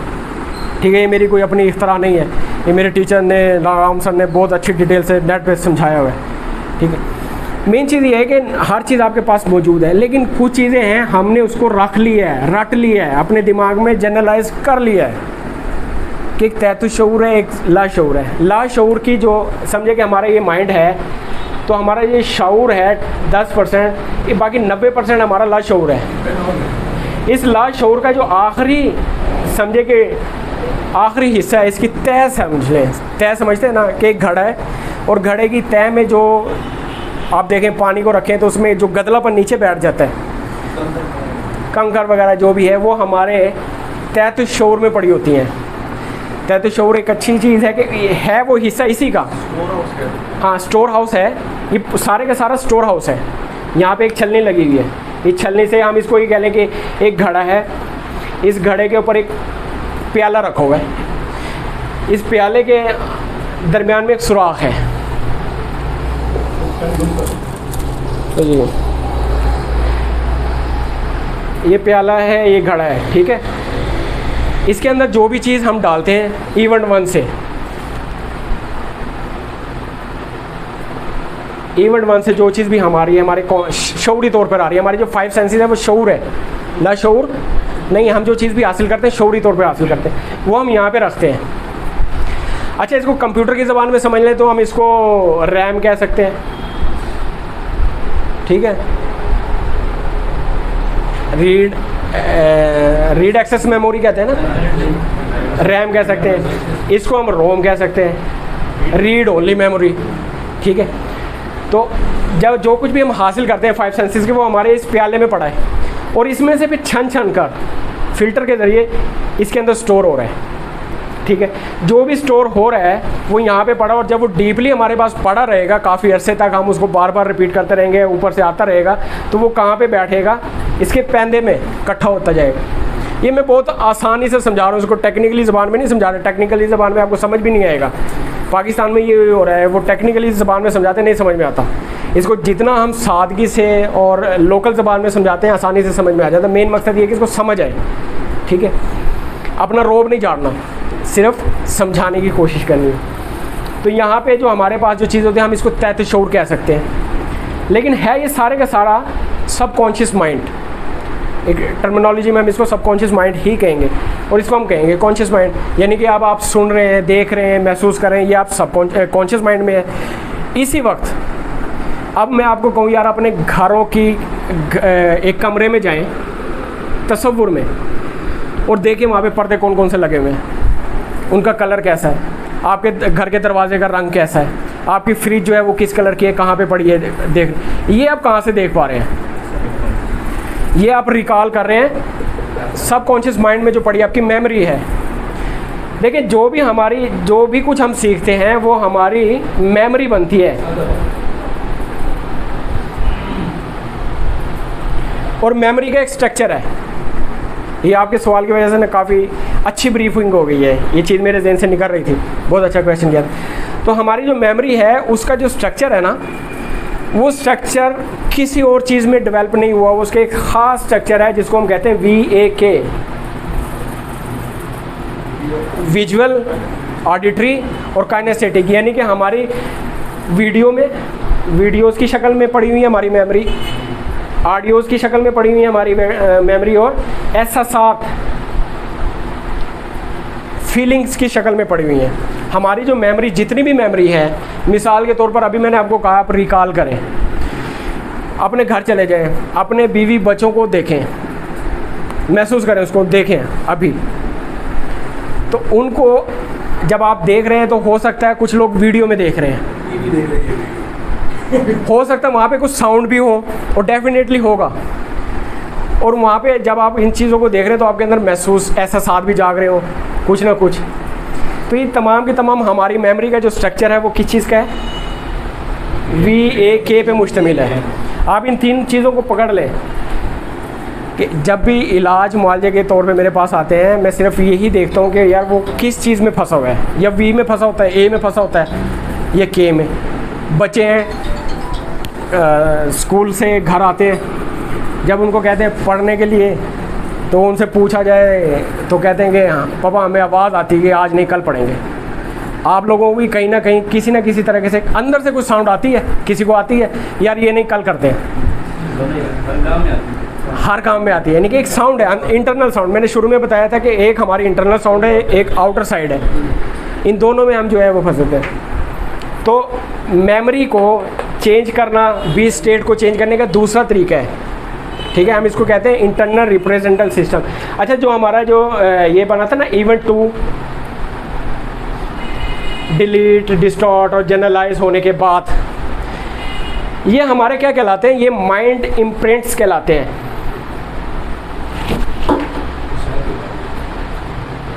इम्प्रिंट्स ऑफ माइंड, ज़हनी नकूश जो हमारे जहन में इम्प्रिंट्स हुए हुए पुख्ता हो चुके होते हैं, हम इन्हीं इम्प्रिंट्स ऑफ माइंड की वजह से जो बिहेवियर कर रहे होते हैं, सारा कुछ होता है इन्हीं में फंसा होता है। और इनको पैदा कौन कर रहा होता है, इवेंट 2 और स्टेट। तो स्टेट को बदलने के लिए सिर्फ सर इसको कंक्लूजन करते हैं, तो स्टेट को बदलने के लिए 2 चीज़ें होती हैं। एक तो हम इवेंट 2 को बदल दें, ठीक है, और दूसरी चीज़ है हम फिजियोलॉजी को बदल दें। इवेंट 2 और फिजियोलॉजी। इवेंट 2 को बदलने के लिए कि हमें अपनी मेमोरी को बदलना पड़ता है। मेमोरी की साख्त हमारी VAK है, और इसको बदलना आपके जहन में होगा यार बहुत मुश्किल काम है। इसको बदलना ऐसे ही है जैसे आप किसी खाने को पकाते हैं, उसकी एक ख़ास रेसिपी है, ठीक है। जब हम उसकी रेसिपी को बदलते हैं तो खाने का जायका बदल जाता है, खाने की हैयत बदल जाती है, उसका हर चीज़ बदल जाती है। तो बिल्कुल मेमोरी की जब हम स्ट्रक्चर को बदल देते हैं तो समझो कि उसका इवेंट 2 बदल गया। और जब हम इवेंट 2 बदलेंगे तो ऑटोमेटिकली हमारा क्या बदलेगा, बिहेवियर। जो यहाँ पे आया तो मिटा दिया मैंने, गलती की। जो हमारा बिहेवियर है जिसके पीछे हम पड़े हुए हैं कि हमारी आदतें बदल जाएं, हम अच्छा पढ़ना शुरू कर दें, हमारे पढ़ने की आदत नहीं है, हमारी मुताले की आदत नहीं है। मुताले के लिए कि बच्चे जब जाते हैं पढ़ने के लिए तो वो टीवी रूम में तो खुश होते हैं, लेकिन जब वो पढ़ाई के कमरे में जाते हैं तो नींद आनी शुरू हो जाती है। पीछे क्या है, इसके स्टेट है, उसके ज़हन में आवाज़ है। तो ये बदलना बहुत आसान है। इसको बदलने के लिए हमारा सबसे पहला टॉपिक है वो है फिजियोलॉजी। फिजियोलॉजी बदलने के लिए हम 4 तरीके करते हैं। सबसे पहले हम बदलते हैं अपना जेस्चर, पोस्चर, जो हमारे जिस्मानी साख्त है। जैसे फ़र्ज़ करें अभी आप जिस हालत में बैठे हुए हैं, मैं अगर आपको कहता हूँ खड़े हो जाइए, आप खड़े हो जाए, सबके साथ खड़े हो जाए। हाँ, यहाँ अब सबके सब आप खड़े हैं तो यहाँ पर आपकी स्टेट जो आपसे एक लम्हा पहले थी, आपके जहन में जो भी चल रहा था, क्या वो है, उसका सिलसिला ख़त्म हो गया। अब नई स्टेट शुरू हो गई यहाँ से, ठीक है। अच्छा, तशरीफ़ रखें। बैठते हुए आप ऐसे है कि अपने आप को बिल्कुल अलर्ट पोजीशन में बैठें, यानी कि अपने पाँव को दोनों को ज़मीन पे रखें, पूरे पाँव को, हाथों को अपने घुटनों के ऊपर रखें, उंगलियों को खोल लें, अपने गर्दन को थोड़ा सा ऊपर, रीढ़ की हड्डी को सीधा रखते हुए थोड़ा सा आँखों को भी ऊपर की तरफ आप ले जाएं। अपने कह लें कि जो ये वाला कोना है इसको देखें, छत के और दीवार के जो कोना है इसको आप देखें, आप अपने सामने सर, हर बंदा अपने सामने स्ट्रेट वे। अच्छा, इस पोजीशन में रहें आप थोड़ी देर के लिए, अपनी जो है कमर को भी सीधा रखें, कमर को बिल्कुल अलर्ट हालत में रखें, टेक छोड़ें भैया, कमर को सीधा रखें कमर को। अब इस पोजीशन में आप कोई भी बुरी बात सोचें, कोई बुरा वाक़या आपके साथ ज़िंदगी में पेश आया हो, नहीं आ रहा। अच्छा इसी पोजीशन में रहें, ओके, इसी पोजीशन में कोई अच्छा वाक़या ले, एक नहीं 10 आ जाएंगे, एक भी नहीं आ रहा। ले सोचे तो सही, सोचेंगे तो आएंगे ना, आप मजाक कर रहे हो। लोगों ने बदसलूकी बहुत की आप सर महबूबा की तरफ चले गए। ठीक है, ये चीज़ समझ में आ गई। अच्छा, यहाँ पे इसी पोजीशन में रहते हुए काइंडली, ये आप सीख रहे हैं, स्टेट को बदलना सीख रहे हैं। यहाँ पे आप अगर सिद्दीकी साहब आपको नहीं आ रही, उसी पोजीशन में बैठिए, आपके साथ हुआ क्या है, क्यों नहीं आ रही? आपने अपने सांस को रोका हुआ है, सांस को पेट तक ले आइए, डीप ब्रीथ, सांसों को नॉर्मल ले आइए। कोई ये 3 किस्म के सांस होते हैं, एक सीने तक होता है, एक ये कैविटी जो होती है यहाँ तक, और दूसरा हमारा पेट से जो हम लेते हैं गहरा सांस। अच्छा, ये जो इसमें भी ये तीनों फिगर आ जाए, इजी हो जाए। जो लोग वीडियोस होते हैं ना, वीडियो में देखते हैं, जिनकी मेमोरी वीडियोबल होती है, वो अपना सांस ऊपर से लेते हैं, जल्दी बातें करते हैं, जल्दी बोलते हैं, सांस भी उनका जल्दी चल होता है। जो लोग ऑडिटरी होते हैं, वो थोड़ा सा अपना सांस थोड़ा सा डीपली लेते हैं, थोड़ा सा गहरा लेते हैं। लेकिन जो काइनेस्थेटिक होते हैं, ऐसा सांस वाले लोग, वो अपना सांस लेते हैं डीप ब्रीथ, पेट से लेते हैं सांस। और इसी वजह से हम तीनों लोगों को पहचान सकते हैं कि यार ये बंदा किस कैटेगरी में, और इसी से हम रेपो बिल्डिंग सीखते हैं। जब हम किसी से मिलते हैं, हमारे जो बच्चे हमारी बात नहीं मान रहे होते, असातिज़ा शिकायत करते हैं कि बच्चों को मैं कहता हूँ लेकिन वो पढ़ते नहीं हैं, समझाता हूँ समझते नहीं हैं, इसके पीछे भी ये 3 चीज़ें हैं। टीचर वीडियो में है, जल्दी बोल रहा है, बच्चा काइनेस्थेटिक में उसको तेज़ आवाज़ समझ में नहीं आ रही, वो बोलेगा मुझे समझ में नहीं आ रही, 2 दफ़ा समझाएगा, तीसरी दफ़ा टीचर क्या करेगा, विजुअल है, चीखेगा, चिल्लाएगा, बच्चा सहम जाएगा, काइनेस्थेटिक है। हम उसके ऊपर क्या थोप देंगे, स्लो लर्नर है। स्लो लर्नर दुनिया में कोई नहीं है, हमें उसको सिखाने का तरीका नहीं पता। टीचर बन गए हैं, हमारे पास वे नहीं है कि उसको हम कैसे सिखाएं, वो कैसे सीखेगा। सर ये टीचर के लिए भी है, शोहर के लिए भी है। बिल्कुल सर, शोहर के लिए कैसे होता है, मिसाल के तौर पे मैं मिसाल देने लगा था, बच्चा भी नहीं मानता, जाल भी नहीं मानती। शोहर वीडियो में है, शोहर वीडियो है, उसको डोमिनेट, यानी कि ये कह लें कि हमारा इंटरनल रिप्रेजेंटल सिस्टम है। इंटरनल रिप्रेजेंटल सिस्टम हम कैसे रिप्रेजेंट करते हैं, तमाम सेंसेस सबके पास है, लेकिन एक ख़ास सेंस में वो डोमिनेट होता है, वो ज़्यादा उसको कर रहा होता है। जैसे फ़र्ज़ करें, कुछ लोग सुन के ज़्यादा सीखते हैं, कुछ देख के सीखते हैं, और कुछ लोग ऐसे होते हैं मेरे जैसे, जब तक उनको करवा ना दिया जाए हाथ से, वो नहीं समझते, उसको बार बार प्रैक्टिस करवाना पड़ती है। ठीक है, वो होते हैं ये। हम इनको कैटेगराइज क्या कर देते हैं, वीडियो वाले क्या कहते हैं, हम वीडियो वालों को अक्सर इंटेलिजेंस समझते हैं, क्योंकि वो हर चीज़ जल्दी कर रहा होता है। ठीक है, ऑडियोज़ में शायर मिलेंगे आपको, इनकी आवाज़ में बड़ा रेजोलेंस होता है, बड़ा अच्छे तरीके से बात, बड़ी वो कहते हैं ना कि बातें, बहुत बातों से दिल मोह लेना, ये वो लोग होते हैं जो बातों से। शायर भी नहीं है, मोटिवेशन स्पीकर भी है। मोटिवेशन स्पीकर भी आप कह सकते हैं, मतलब उस कैटेगरी में आता है। फेल हो गए, मोटिवेशन हो गए। अच्छा, ऐसा साथ वाले भी शायर होते हैं, वो जो बैठे होते हैं कलम रख के सर पे और गए हुए गहरी सोच, अब बैठे होते हैं। ये लोग ज़्यादा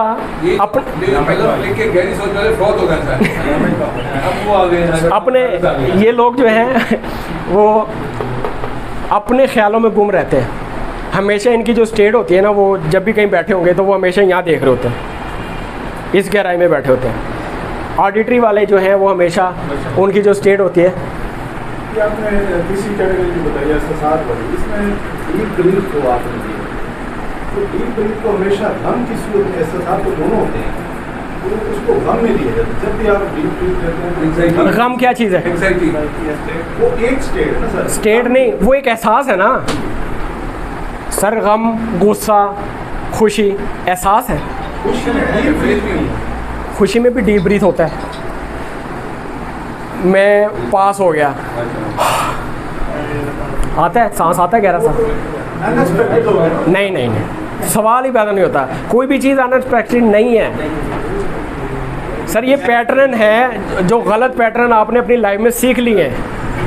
अब टाइम है कि आपने उन तमाम गलत पैटर्न्स को जो सीखे हुए हैं उनको चेंज करना है, और ये चेंज आपने ही करना है। कोई मोटिवेशनल स्पीकर चेंज नहीं कर सकता। मोटिवेशनल स्पीकर का काम क्या है?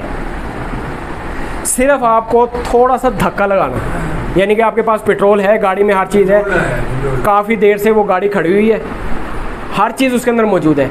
वो आके आप किसी को भी कहते हैं आप थोड़ा सा धक्का लाएं, तो मोटिवेशनल स्पीकर सिर्फ आपको धक्का लगा रहा होता है, उसने करना कुछ नहीं होता।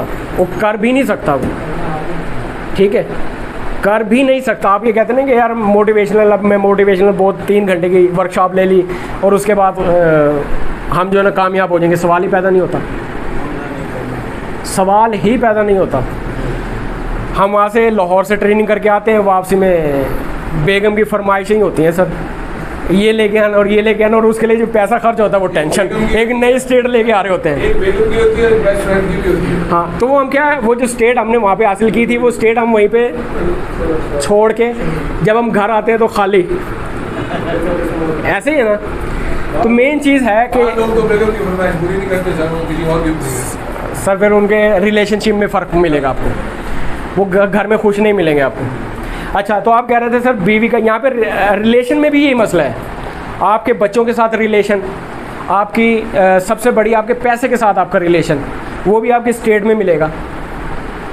मिसाल के तौर पर पैसा हाथ का मैल है, पैसा बहुत बुरी शय है। पैसा तो हमेशा एक ख़ास फिर उनके पास होता है, इज़्ज़त नहीं।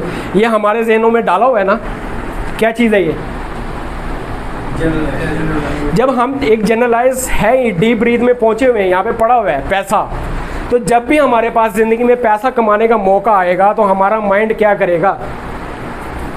डिस्टॉर्ट करेगा उसको, फ़ौरन डिलीट करेगा।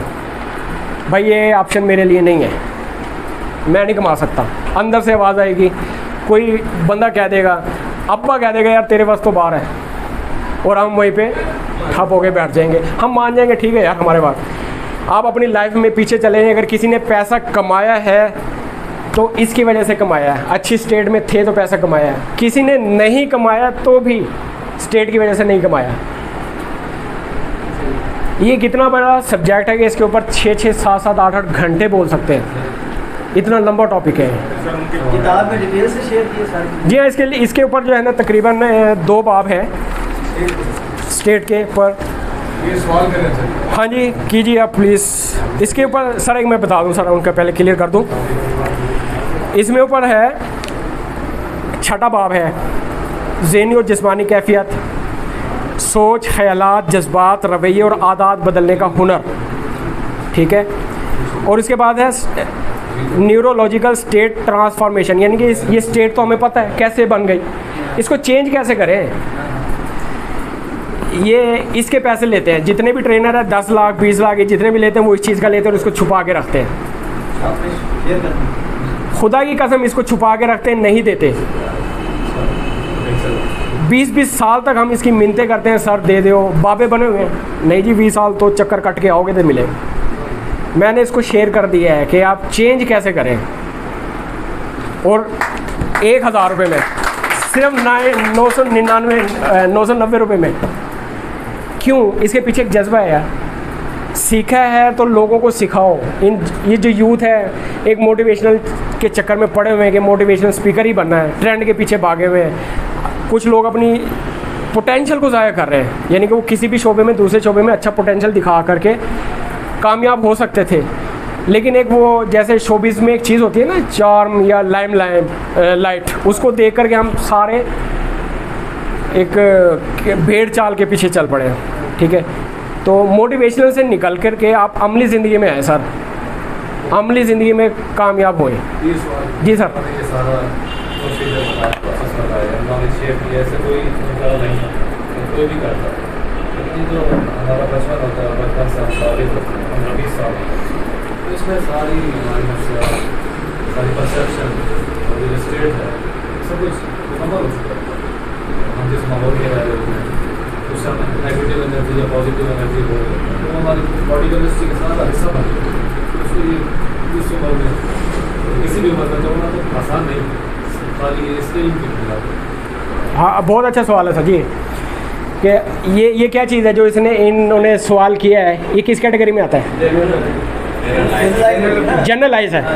आपने जनरलाइज किया ना सर, ये जनरलाइज बुरी चीज़ नहीं है। ये चीज़ आप जहन में रख लें, आप डिनाई करते हो ना फ़ौरन आपके जहन में एक चीज़ है यार ये बुरी चीज़ नहीं। जनरलाइज करना एक बुरी चीज़ नहीं है, ये ऑटोमेटिक हमारे उसका माइंड का हिस्सा है, करता है वो। मेन चीज़ ये है कि हम कुरान मजीद में कि खुदा उसको भी नहीं बदलता जो खुद ना बदले। कौम के हवाले से नहीं, आयत है ये शेर नहीं है।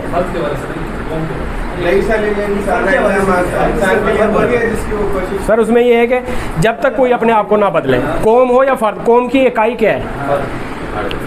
कौम की इकाई कौन है? एक फर्द वाहिद। आप खुद को चेंज कर लो, कौम बदल जाएगी। ठीक है ना। हम ये कहते हैं, हम हमेशा कहाँ जाते हैं? यहाँ फंसे हुए इवन 2 में, अगला बदलेगा तो मैं बदलूँगा इवन 2 को। आज का टॉपिक है, हमने इसको कुछ नहीं कहना सर, यहाँ तक आना है, हमने खुद को बदलना। अंदर का जो हमारा परसेप्शन पड़ा हुआ है,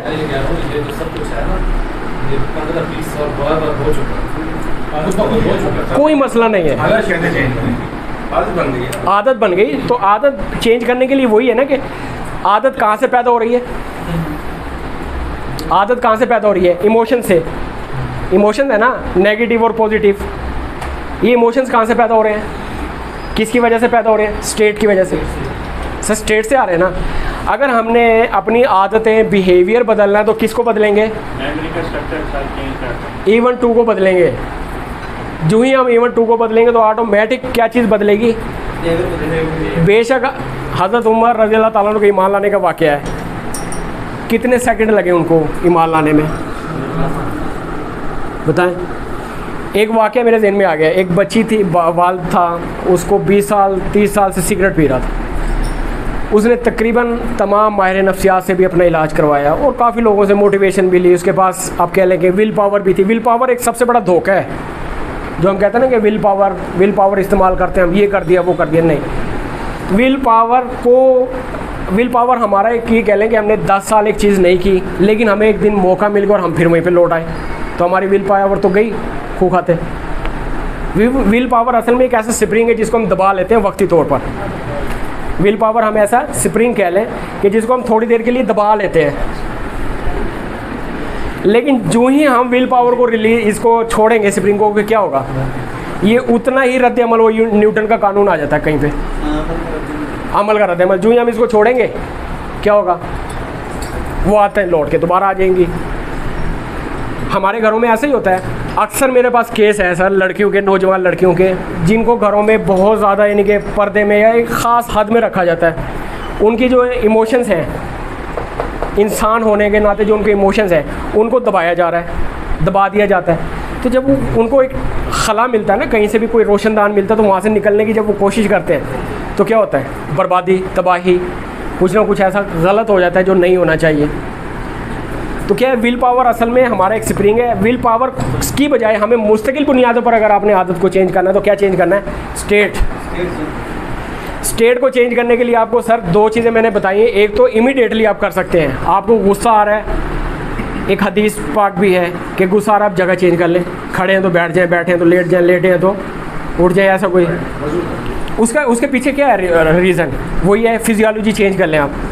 आपको बहुत ज़्यादा डिप्रेशन हो रहा है, ना लें डिप्रेशन पिल्स ना लें, आप वॉक करना शुरू करें, थोड़ी देर जाएंगे, थोड़ी देर आगे जाएंगे, आप सोचते जाएं, चंद लम्हों के बाद आपकी स्टेट बदलना शुरू हो जाएगी, आपकी स्टेट न्यूट्रलाइज हो जाएगी, न्यूट्रल स्टेट में आ जाएगी गाड़ी की तरह। अब यहाँ पे जब आपकी स्टेट न्यूट्रलाइज हो जाएगी ना, तो यहाँ पे अब आपकी मर्ज़ी है, आप गियर लगा के आगे बढ़ जाए या फिर रिवर्स गियर लगा के वापस आ जाए। कंट्रोल बिल आखिर आपके पास है। कोई बंदा ये नहीं कहता मैं 20 साल से यार इस चक्कर में फंसा हुआ, तो भाई 2 दिन में भी, 1 दिन में भी और 1 मिनट में भी आदतें बदलती हैं। कासिम अली शाह साहब भी ये कहते हैं कि आदतें बदलती हैं तो लम्हों में बदल जाती हैं। सुना होगा ना हमने। तो वही चीज़ है कि बदलना कैसे है, वो सिखाते नहीं हैं, बताते हैं। सीखना ये है कि हमने बदलना है। अच्छा, इसके लिए पूरा, क्योंकि किताब है, पूरा एक लेक्चर 7 दिनों का है। अगर हम इसको NLP को सीखना शुरू करें तो 7 दिन, सुबह 9 से लेकर रात 10 बजे तक कंटिन्यू एक टॉपिक है। इसको 1 घंटे में, 2 घंटे की सेशन में पूरा नहीं कवर किया जा सकता। ये मैं बहुत शॉर्ट और इंतहाई शॉर्ट करके मैं आपको समझा रहा हूँ, बता रहा हूँ। आपने स्टेट को बदलना सीखना, सर किताब पढ़ें, ठीक है, आप अपनी स्टेट बदल जाएंगे। बेशक 20 साल पुरानी है, बेशक 30 साल पुरानी है, बेशक आप 80 साल के बूढ़े हैं, अब बदल जाएंगे। How can we control our mind? क्या होती है वो चीज़ है जिससे हम कंट्रोल करते हैं? सर माइंड को कंट्रोल करने का मेन मैजिक है स्टेट। में तो स्टेट पे आऊँगा सीधा।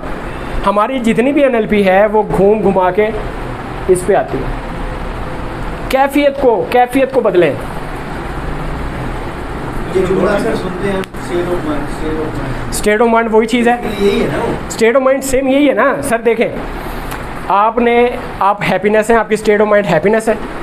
आप इसमें कूल होते जाएं, सुकून हो जाए, सुकून के बाद चंद लम्हों में आप लेटेंगे और लेट के आप क्या करेंगे, अल्फ़ा स्टेट ऑफ माइंड में चले जाएंगे, ठीक है। इसको हम कह लें कि एक ये भी एक बड़ा एक टॉपिक, और वो टॉपिक भी मैंने इसके ऊपर डिटेल में किया हुआ है। स्टेट्स ऑफ माइंड के बारे में भी पूरा टॉपिक बांधा हुआ है कि कैसे। अच्छा, आप अल्फ़ा स्टेट में चले गए, मज़ीद थोड़ी सी गहरी नींद आ गई, आप डेल्टा में चले जाए, थीटा में चले गए और डेल्टा में चले गए आखिर में, ठीक है। जब आप ये भी जो है गहरी नींद में जब हम जाते हैं ना, और रात का आखिरी पैर होता है, जब हम अपनी नींद की गहराई में चले जाते हैं, तो हम डेल्टा को छू कर वापस आते हैं। डेल्टा से अगली जो स्टेट है वो मौत की स्टेट है, ठीक है, वहाँ पे सकता है। जब हम डेल्टा को पास कर जाते हैं तो इंसान मर जाता है। उससे पहले की जो स्टेट है वो डेल्टा की वो वाहिद स्टेट है जहाँ पे हमारी जो खुदकार अंदर का जो निज़ाम अल्लाह ताला ने पैदा किया है, बनाया हुआ है, एक शिफाई एनर्जी जो हमारे अंदर मौजूद है, हम अपने आप को रिपेयर कर लेते हैं ऑटोमेटिकली। जब हम सोते हैं ना, सोते क्यों, हमें नींद क्यों आती है, हम थक जाते हैं, हमारा सारा एक नर्वस सिस्टम जैम हुआ होता है, हमारा जो है ना बॉडी वाला स्ट्रक्चर जो है ना, तो हम सो के क्या हासिल करते हैं। आज के मोबाइल जब बैटरी लो होती है क्या करते हैं हम, चार्ज। तो जब हम डेल्टा स्टेट में जाते हैं तो समझे कि हम अपनी बैटरी को चार्ज करते हैं। चार्ज करने के साथ साथ हमारे अंदर जो शिफाई एनर्जी मौजूद है अल्लाह ताला ने दी है वो हम ले लेते हैं। इसके दलाइल में ये कहूँगा कि जितने भी आपको मरीज़ मिलेंगे, जितने भी ज़हनी नफ्सियाती मरीज़ मिलेंगे, उनको कभी गहरी नींद में नहीं आप सोता देखेंगे। उनको डॉक्टर पिल्स देते हैं नींद की, लेकिन उनको नींद नहीं आती। और जिस दिन वो गहरी नींद में सो जाते हैं उस दिन वो अपने आप को बहुत अच्छा फील करते हैं, खुशगवार महसूस करते हैं, ठीक है।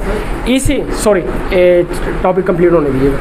इसी स्टेट ऑफ माइंड को जब हम अल्फ़ा स्टेट में आते हैं, डेल्टा से, एक डेल्टा स्टेट है, ये हमारी समझो कि माइंड की जो फ्रीक्वेंसी है इसके हिसाब से इसको स्टेट को रखा गया है। माइंड की फ्रीक्वेंसी हमारी जो है ना 0.5 CPC से लेकर के 30 CPC साइकिल पर सेकंड हमारी वाइब्रेशन होती है माइंड की अपनी।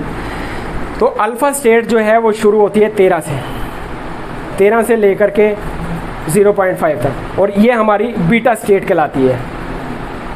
जो हम यहाँ पे इस वक्त मौजूद बैठे हुए हैं, ये हम बीटा स्टेट में बैठे हुए हैं, ठीक है।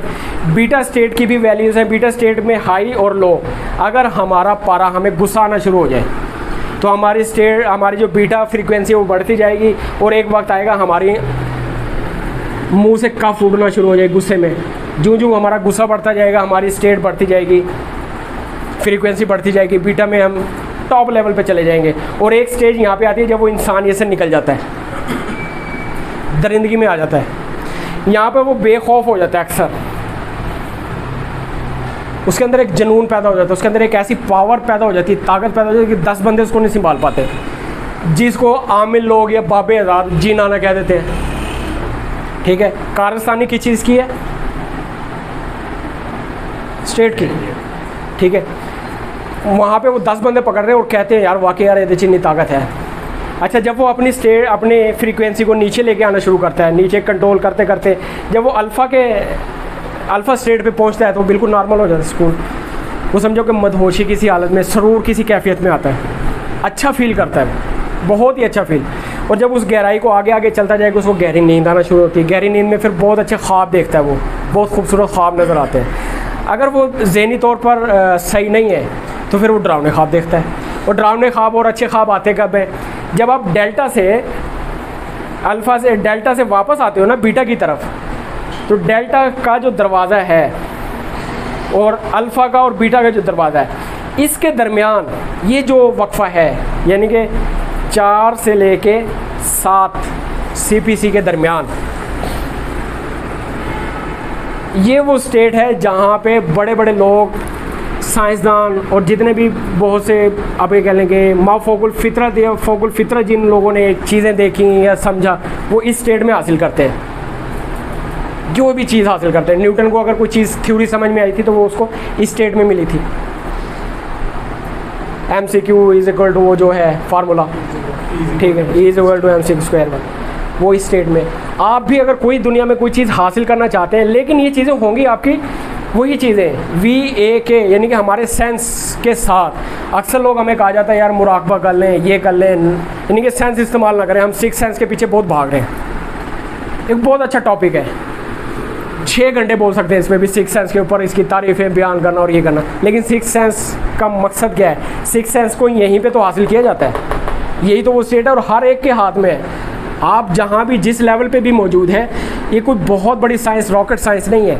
आप इसको आज ही हासिल कर सकते हैं, बशर्ते कि आप अपनी स्टेट को काबू करना सीख जाएं, कूल करना शुरू कर दें। नींद के वाले से बताया, किसके वाले से? नींद के वाले से,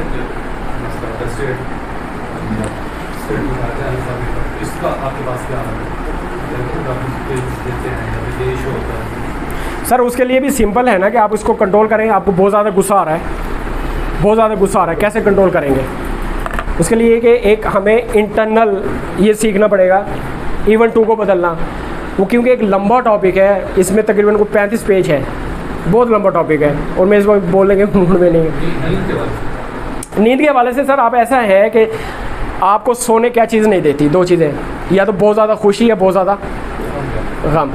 जब आप बहुत ज़्यादा खुश होते हैं तब भी नींद नहीं आती, खुशी से कहते हैं यार मुझे नींद नहीं आ रही। अक्सर चांद रात में हम देखते हैं सुबह के बच्चे जो है ना हमारे ईद की खुशी में जाग रहे होते हैं, शादी वाली रात को नींद ना भी आए तब भी हम कर रहे होते हैं, या फिर हम गम में डूबे होते हैं। आजकल मोबाइल की जो एडिक्शन है ये भी सोने देती है, ये भी एडिक्शन कह लें तो इसमें और चीज भी नहीं सोने देती। क्या चीज़ सर? अच्छा बात करें सर,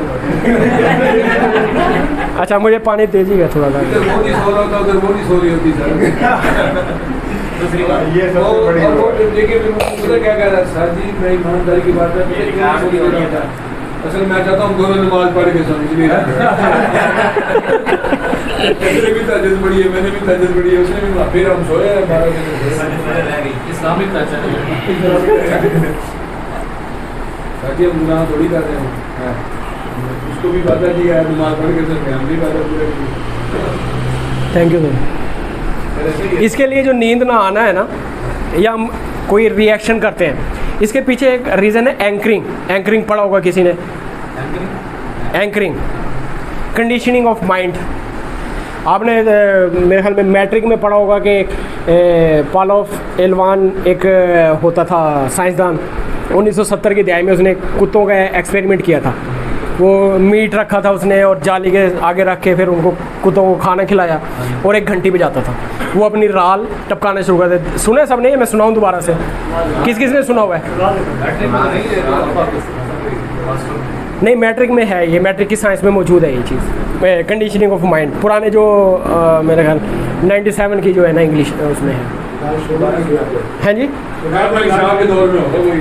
अच्छा ये भी एक टॉपिक है सर बहुत बड़ा। हमारी जितनी भी एलर्जीज़ है ना, जितनी भी एलर्जीज़ हैं, वो उसका नतीजा एंकरिंग है। इसके लिए मैंने आपको कहा था कि एक टॉपिक है, इसके लिए हम फिर कोई निश्चित रख लें कि हम बीमार कैसे पड़ते हैं, हमारे इम्यून सिस्टम हमारे साथ करता क्या है और हम उसको कैसे ठीक करें, हम नींद कैसे कर लें। अब मेरे पास एक ऐसी टेक्निक है कि मैं जब मुझे सोना होता है, मैं अपनी इस मिडल फिंगर को दबाता हूँ और मुझे नींद आ जाती है। मुझे नहीं पता मैं कब सो गया। जब मैंने आपको रात को कहा ना सर मैं सोने लगा हूँ, मुझे बताया सुबह आना नहीं आना, उसके बाद मैंने मैसेज आपको नहीं देखा, मैं सो चुका था। समझो कि स्विच ऑफ स्विच ऑन, ये दे देता क्या ही बात है। ये है एंकरिंग, से काफ़ी मसले हल हो जाते हैं। Power of anchoring. इसके लिए हम एक निश्चित रखेंगे और अगर आपने सीखना है तो आप ये किताब पढ़ें, आप घर ले जाएं, इस किताब को ख़रीदें, पढ़ें। यकीन करेंगे ये इस पे आपकी इन्वेस्टमेंट ज़ाया नहीं होगी। जिसकी इन्वेस्टमेंट ज़ाया होती है मुझसे डबल ले ले। मैं कह रहा हूँ यार, चैलेंज से कह रहा हूँ, कितने लोग बैठे हुए हैं, कितने लोग बैठे हैं यहाँ पे, सबके साथ मैं कह रहा हूँ इस किताब को आप इन्वेस्ट करें। अगर आपको इस किताब से ज़िंदगी आपकी नहीं बदलती, आपको वो चीज़ हासिल नहीं, तो जिसके लिए आपने ली है मुझसे डबल ले जाना, किताब भी आपकी। लेकिन सब कुछ छोड़ दिए पढ़ के ना, फिर सर मैंने आपको क्या कहा है, मैं दावा नहीं कर रहा हूँ, ये एक इल्म है, इल्म दे रहा हूँ, ये एक प्रैक्टिकल चीज़ है। देखिए आपने जो चीज़ सीखी है ये आज से पहले कहीं सीखी है आपने, इसके बारे में पढ़ा कहीं, ईमानदारी से बताया सर, किसने सीखा? सर हवा से खमसा के बारे में तो स्टेट के बारे में किसी ने पढ़ा था? एंथनी रॉबिन्स ने इसको डिफाइन किया अच्छे तरीके से, बहुत अच्छा टीचर है वो, ठीक है, मेरा बहुत अच्छा टीचर रहा है। अनलिमिटेड पावर में भी है, बिल्कुल है, हैं जी, उसके अंदर भी है। यहाँ तक जो है ना, किसी को अगर समझ नहीं आया तो मैं हाजिर हूँ दोबारा से समझाने के लिए। दोबारा क्लियर करते हैं, बात आगे पीछे होगी। ये जो फिजियोलॉजी और रीमन 2 की तब्दीली का जो आप तरीका बता रहे थे, हाँ हम पूरा नहीं कर सकते। हम बात कर रही थी स्टेट को बदलने की, तो स्टेट को बदलने के लिए दो तरीके हैं। एक तो हम फिजियोलॉजी के ज़रिए बदल सकते हैं। फिजियोलॉजी हम ये कह लें कि जैसे आपकी मैंने फिजियोलॉजी बदलाई, स्टाइल बदल दें, जहन का स्टाइल बदलने के लिए 4 चीज़ें बदलनी आपने। क्या क्या चीज़ें? सबसे पहले तो आपका जिस्मानी फिजियोलॉजी, यानी जैसे आप बैठे हुए हैं इसकी स्टेट को बदलना है। हमेशा आपने अपनी कमर को सीधा रखना है, गर्दन को स्ट्रेट रखना है कमर के साथ, नज़रों को थोड़ा सा ऊपर, और एक जैसा होता है ना अलर्ट पोजीशन में, अलर्ट हालत में। इस पोजीशन में आप कभी भी गमगीन नहीं हो सकते, इस साइंस कहती है, मैं नहीं कहता। इस हालत में आप कभी भी गमगीन होने की कोशिश कर रहे हैं तो झूठे मोटे हो सकते, होंगे नहीं रियल में। अच्छा, फिजियोलॉजी के साथ, फिजियोलॉजी को बदलने के लिए हमें क्या करना पड़ेगा? अपने सांसों के पैटर्न को बदलना है। अगर फर्ज करें हमें पता है कि यार मैं डिप्रेशन में कब जाता हूँ, हर शख्स को अपना अपना पता है कि वो डिप्रेस होता है तो वो किसी ख़ास अंदाज में बैठता है, ख़ास तरीके से सोचता है, ख़ास कोई गाना लगा लेता है ताउला का या कोई ऐसा मुकेश का सुनता है ज़रूर। तो ये चीज़ें उसकी अपनी है और हमेशा वो ऐसे ही करता है। अच्छा, ये पैटर्न भी हमारे माइंड में पहले से बने पड़े हुए हैं। हम नहाते हैं हमेशा एक ही तरीके से बॉल से, अगर नहाते हैं बाल्टी से और बॉल से तो एक ही हाथ से उठाते हैं। साबुन लगाने का तरीका हमारा एक है, कपड़े पहनने का तरीका सेम है, हर एक का अलग अलग, और वो उसी पैटर्न को अडॉप्ट किया हुआ है। वजह क्या है कि हमारे माइंड ने वो प्रैक्टिस कर करके वो चीज़ सीख ली है।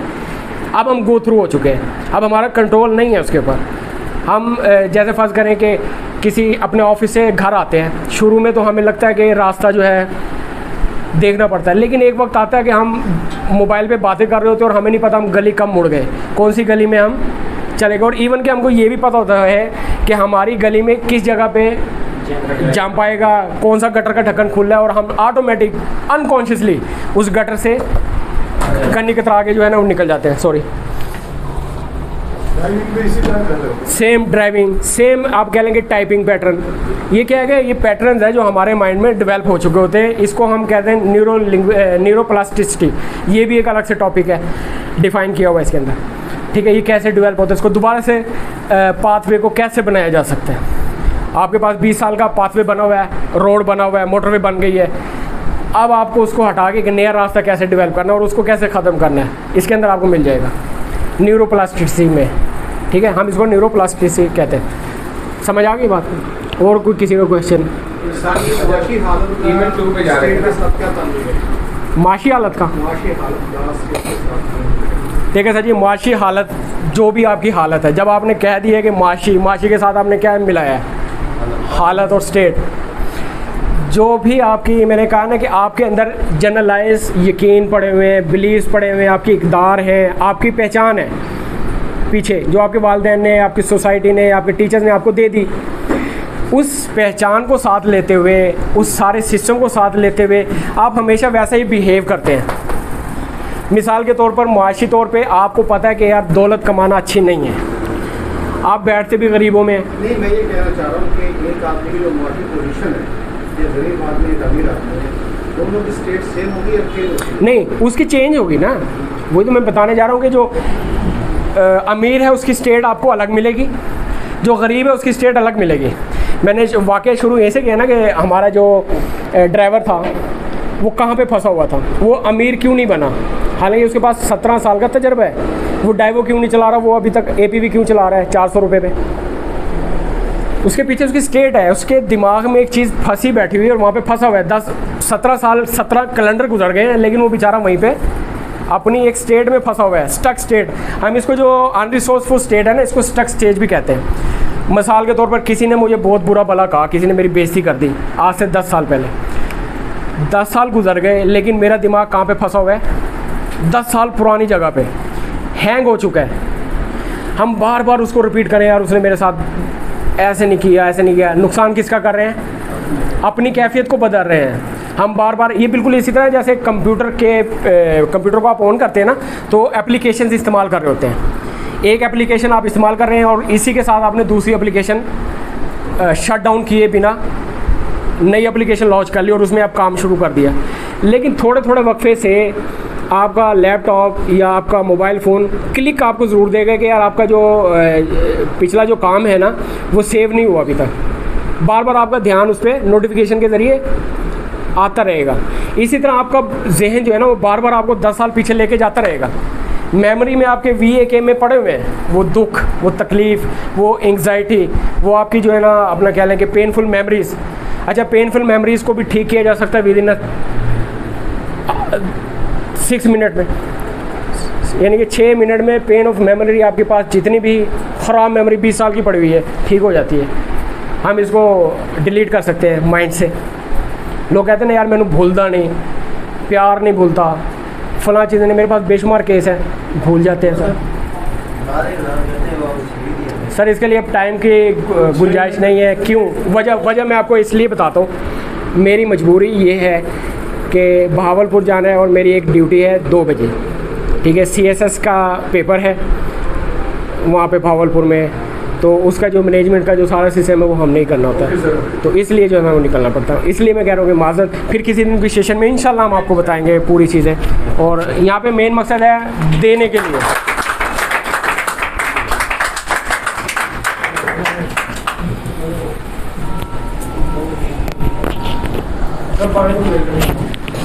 बिस्मिल्लाहिर्रहमानिर्रहीम। बहुत ज़्यादा शुक्रगुज़ार हूँ शाहिद सैयद साहब का कि वो बहावलपुर से मुल्तान तशरीफ़ लाए और हमें NLP के हवाले से और अपनी किताब बदलो ज़हन जी लो ज़िंदगी जी, जो साहबान इल्म अदब या तालिब इल्म हज़रात वो किताब ख़रीदना चाहें तो आपको मिल जाएगी। अच्छा, इसमें स्टडी ग्रुप के लिए ना ख़ुसूसी तौर पे मेरी तरफ से डिस्काउंट है मुकम्मल तौर पे। जी ठीक है, बहुत शुक्रिया सर।